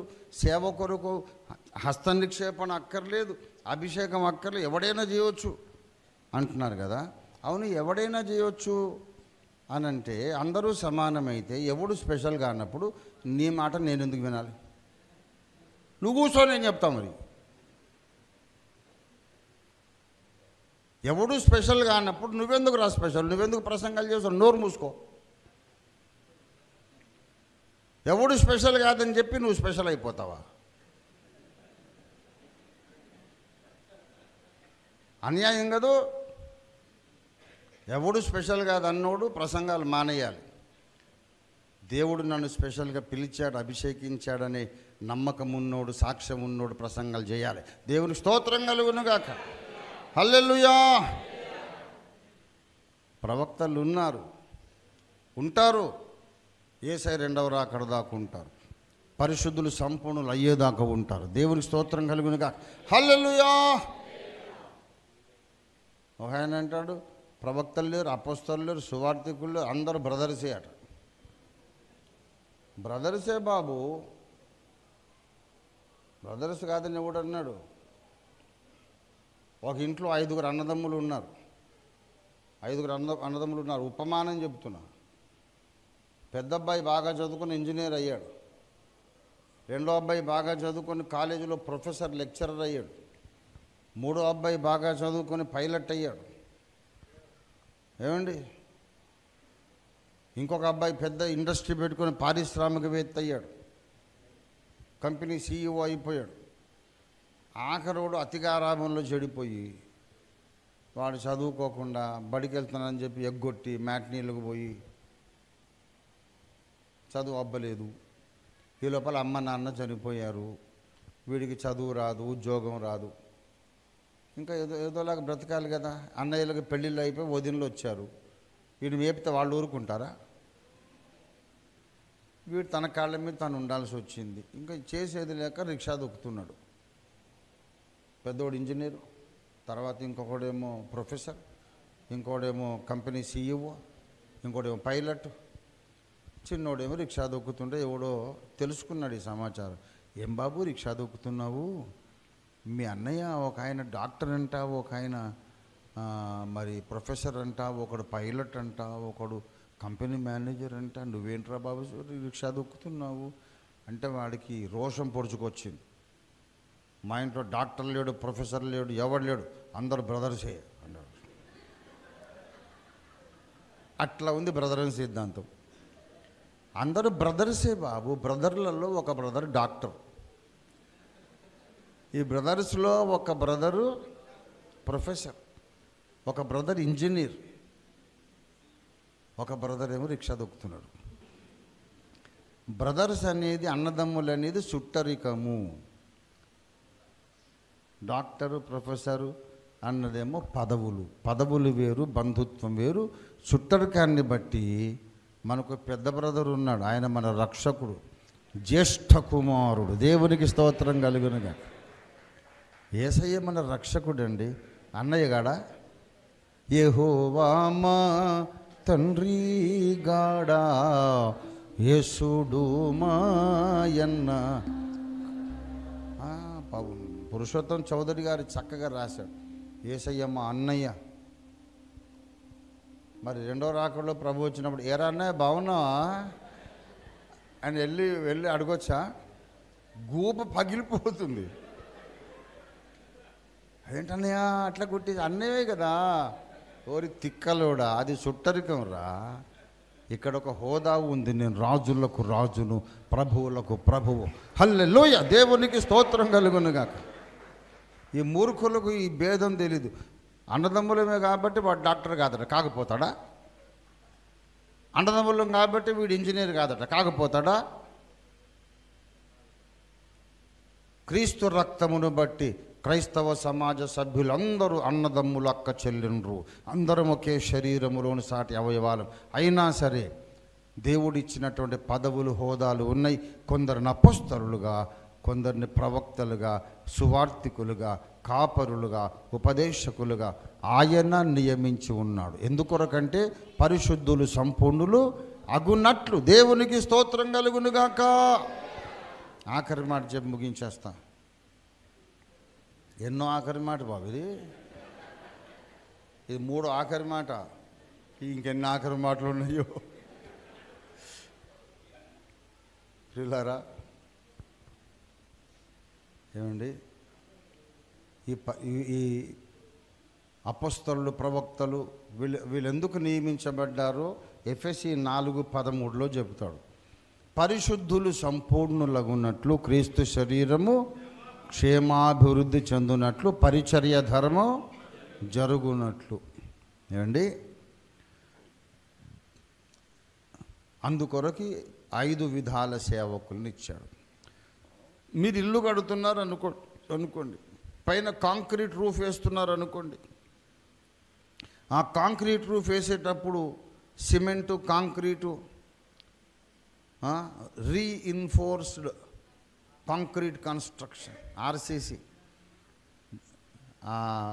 గ్రానైట్ చిప్స్, ఇసుక, సిమెంట్ అంతా మిక్స్ కలిపి దానిపైన వేస్తాం. వేసినప్పుడు అది అలా వదిలేస్తే ఉంటుందా? పచ్చిగా, తడితడిగా, మెత్తగా, సాఫ్ట్గా ఉంటుంది. అలా వేసి వదిలేస్తే కుప్పగూలిపోతుంది. అది ఆరి ఎండి గట్టి పడితే ఇంకా అలాగ ఉండిపోతుంది. దాని మీద ఎక్కి నడిచినా ఏం కాదు. పైన వేసే రూఫు ఆరడానికి, గట్టి పడడానికి, ఆ షేప్ అలాగ ఉండిపోవడానికి కింద కొన్ని సపోర్ట్ కర్రలు, చెక్క పలకలు పెడతారు. సెంటరింగ్ అంటారు. ఈ సెంటరింగ్ ఎందుకు పెడతారు? పైన ఉన్న రూఫ్ ఎండడానికి, గట్టి పడడానికి. అది గట్టి పడడానికి సెంటరింగ్ పెట్టి వేసినాక గంట సేపట్లో తీసేస్తామా? Next day తీసేస్తామా? అది వేసిన ఉద్దేశం నెరవేరేదాకా ఆ సెంటరింగ్, ఆ యొక్క ఆర్సీసీ, ఆ సిమెంట్, ఆ మాల్ ఉంటుంది, అది గట్టి పడేదాకా ఇలాగే పెడతాం. అలాగే సంఘము సంపూర్ణమగునట్లు, పరిశుద్ధులు సంపూర్ణులు అగునట్లు ఈ 5 విధాల పరిచర్య అనే సెంటరింగ్ దేవుడు పెట్టాడు. ఈ సెంటరింగ్ అలాగే ఉంటుంది, పరిశుద్ధులందరూ సంపూర్ణులు అయ్యేదాకా ఉంటుంది. దేవుని స్తోత్రం కలుగునుగాక. మధ్యలో దేవుడు తీసేస్తే ఎలా ఉంటుందంటే, ఈరోజు సెంటరింగ్ వేసి పైన ఆరకముందే రేపు తీసేసినట్టు ఉంటుంది. అంత పిచ్చి పని చేస్తాడు దేవుడు. పరిశుద్ధులు సంపూర్ణులు అయ్యారా? క్రీస్తు శరీరం అంతా సంపూర్ణ సిద్ధిలోకి వచ్చిందా? మరి ఎందుకు తీసేస్తాడు సెంటరింగు? తెలివి తక్కువదనేది. పైన సిమెంట్ ఆరేదాకా సెంటరింగ్ ఏ కన్స్ట్రక్టర్ తీయడు, ఏ ఇంజనీర్ తీయడు. అలాగే సంఘమంతా క్షేమాభివృద్ధి పొంది సంపూర్ణ సిద్ధి పొందేదాకా 5 రకాల సేవకులు ఉండి తీరుతారు. దేవునికి స్తోత్రం కలుగునుగాక. వాళ్ళు లేరు, ఎవడు లేడు మా ఇంట్లో, డాక్టర్ లేడు. ఎందుకంటున్నాడంటే ఈ రిక్షా దొక్కుతున్నాడు కాబట్టి. అది సంగతి. కనుక ప్రియులారా, యేసయ్య 2వ రాకడ వరకు పరిచర్య ధర్మము జరుగునట్లు అపోస్తలులు ఉంటారు, ప్రవక్తలు ఉంటారు, సువార్తికులు ఉంటారు, కాపరులు ఉంటారు, ఉపదేశకులు ఉంటారు. వీళ్ళందరూ హస్త నిక్షేపణ ద్వారా నియమించబడతారు. ఈ నియమమే లేకపోతే నువ్వు మైకు పట్టుకొని చెప్పాల్సిన అవసరం లేదు, నేను వినాల్సిన అవసరం లేదు. Shut up and get out, don't preach. ఎవడు స్పెషల్గా అన్నప్పుడు నువ్వెందుకు బోధిస్తావు? నోరు మూసుకొని పో. కాదు సార్, కొందరు స్పెషల్ ఉంటారు, ఆ దారికి రాట్లా. ఎట్లా స్పెషల్ ఉంటారంటే, దేవుడు పిలిచి అపొస్తలులు హస్త నిక్షేపణ చేసినప్పుడు స్పెషల్ పర్సన్ అవుతావు. నువ్వు మైకి పట్టుకొని పుల్పిటెక్కి అధికారం వస్తుంది. దేవునికి స్తోత్రం కలుగునుగాక. హల్లెలూయా. అపొస్తలులు ప్రవక్తలను సువార్తికులను ఇచ్చే, అపొస్తలులు ప్రవక్తలను సువార్తికులను ఇచ్చే, సంఘము అభివృద్ధిని పొందుటకు సేవకులందరినీ ఇచ్చే. స్తోత్రం. సంఘము అభివృద్ధిని చెందుటకు సేవకులందరినీ ఇచ్చే. కులారా స్మరించెదము ప్రభు చేసిన మేలులను. ఆమేన్. కులారా స్మరించెదము, అడిగి ఊహించు వాటి కన్నా మరి సర్వము చక్కగా చేసి. ఆమేన్. లోడ్ అడిగి ఊహించు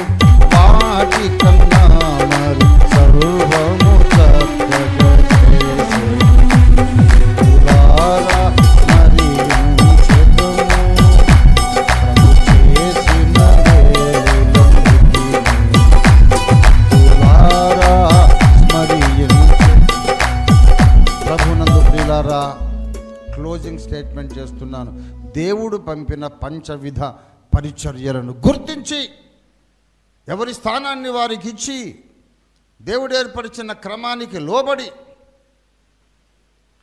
మనమందరము సత్యములో ప్రతిష్ఠించబడి, వాక్యములో కాదు వాక్య సారాంశములో ప్రతిష్ఠించబడి ప్రస్తుతం అదృశ్యమైన క్రీస్తు రాజ్యంగా మనం ఉందాం. త్వరలో రాబోతున్న దృశ్యమైన క్రీస్తు రాజ్యం కొరకు కూడా సిద్ధపడదాం. అలాంటి సిద్ధపాటు కలిగిన వారే సింహాసనం ఎక్కి ఏలుతారు. ముందు 1000 ఏళ్ళు ఏలుతారు, తర్వాత అంతము లేని కాలం కూడా ఏలుతారు. సత్యము గ్రహించండి, సత్యమును అంగీకరించండి. సత్యాన్ని విరోధంగా పోరాడి నరకపాత్రులు కాకండి. దేవుడి వాక్యమును మన వినికిడిలో ఆశీర్వదించి ఫలింపజేయునుగాక. రండి ప్రార్థన చేసుకుందాం.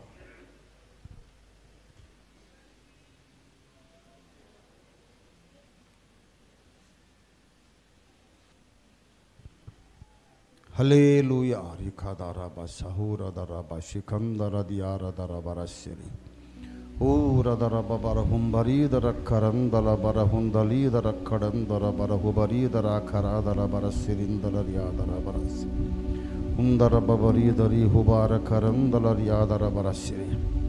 ప్రభువా, నీకు వందనాలు వందనాలు వందనాలు. వాక్యరూపిగా మీరు మా మధ్యకు వచ్చారు, ఆత్మరూపిగా మా మధ్యలో సంచారము చేశారు. ఇది లేఖన సారాంశమును మీరు స్వరమెత్తి బోధించి మాకు బోధపరిచున్నారు. నీకు స్తోత్రం స్తోత్రం స్తోత్రం స్తోత్రం స్తోత్రము నాయన. హల్లెలూయా హల్లెలూయా హల్లెలూయా హల్లెలూయా హల్లెలూయా. కరుణగల మా కన్న తండ్రి, కరుణా సంపన్నుడా, ఈ కడబరి కాలములలో దయ్యముల బోధ యందు లక్ష్యముంచి అనేకులు విశ్వాస భ్రష్టులైపోతున్నారయ్యా. ఇలాంటి ఆపత్కాలములో, ఈ దుర్దినాలలో భూప్రపంచములో ఉన్న ప్రతి విశ్వాసి యేసయ్య నా దేవుడు నా రక్షకుడని నమ్మిన ప్రతి వ్యక్తి సర్వసత్యంలోనికి నడిపించబడినట్లు నీ పరిశుద్ధాత్మ కడవరి వర్షం ఇప్పుడే కుమ్మరించమని మేము ప్రార్థన చేస్తున్నాం. అయ్యా, నీ సేవకుని మాట రూఢిపరచండి, దుర్బోధకుల నోళ్ళు మోయించండి, అందరి మనోనేత్రాలు మరొకసారి తెరవండి. ఏది సత్యమో ఏది న్యాయమో గ్రహించుటకు అందరికీ జ్ఞానం దయచేయండి.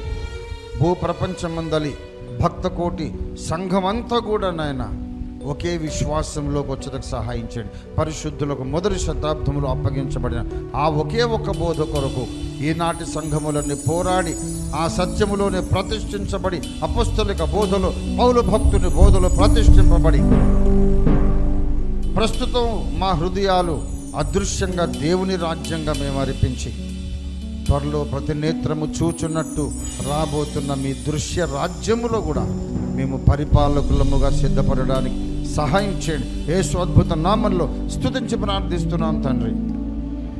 మన తండ్రి అయిన దేవాది దేవుని శాశ్వత ప్రేమయు సర్వ జగత్ రక్షకుడైన యేసునాథుని అనంత కృపయు పరిశుద్ధాత్మ దేవుని తోడి దివ్య మనోహర సహవాసం చేరువచ్చిన మనకందరకును భూలోకమందున సకల భక్త కోటికిని సత్యాన్వేషకులకు దైవాన్వేషకులకందరికీ సదాకాలము తోడయుండి సర్వసత్యంలోనికి సంపూర్ణ సిద్ధిలోకి నడిపించును గాక. ఆమేన్ ఆమేన్ ఆమేన్. అందరికీ వందనాలు.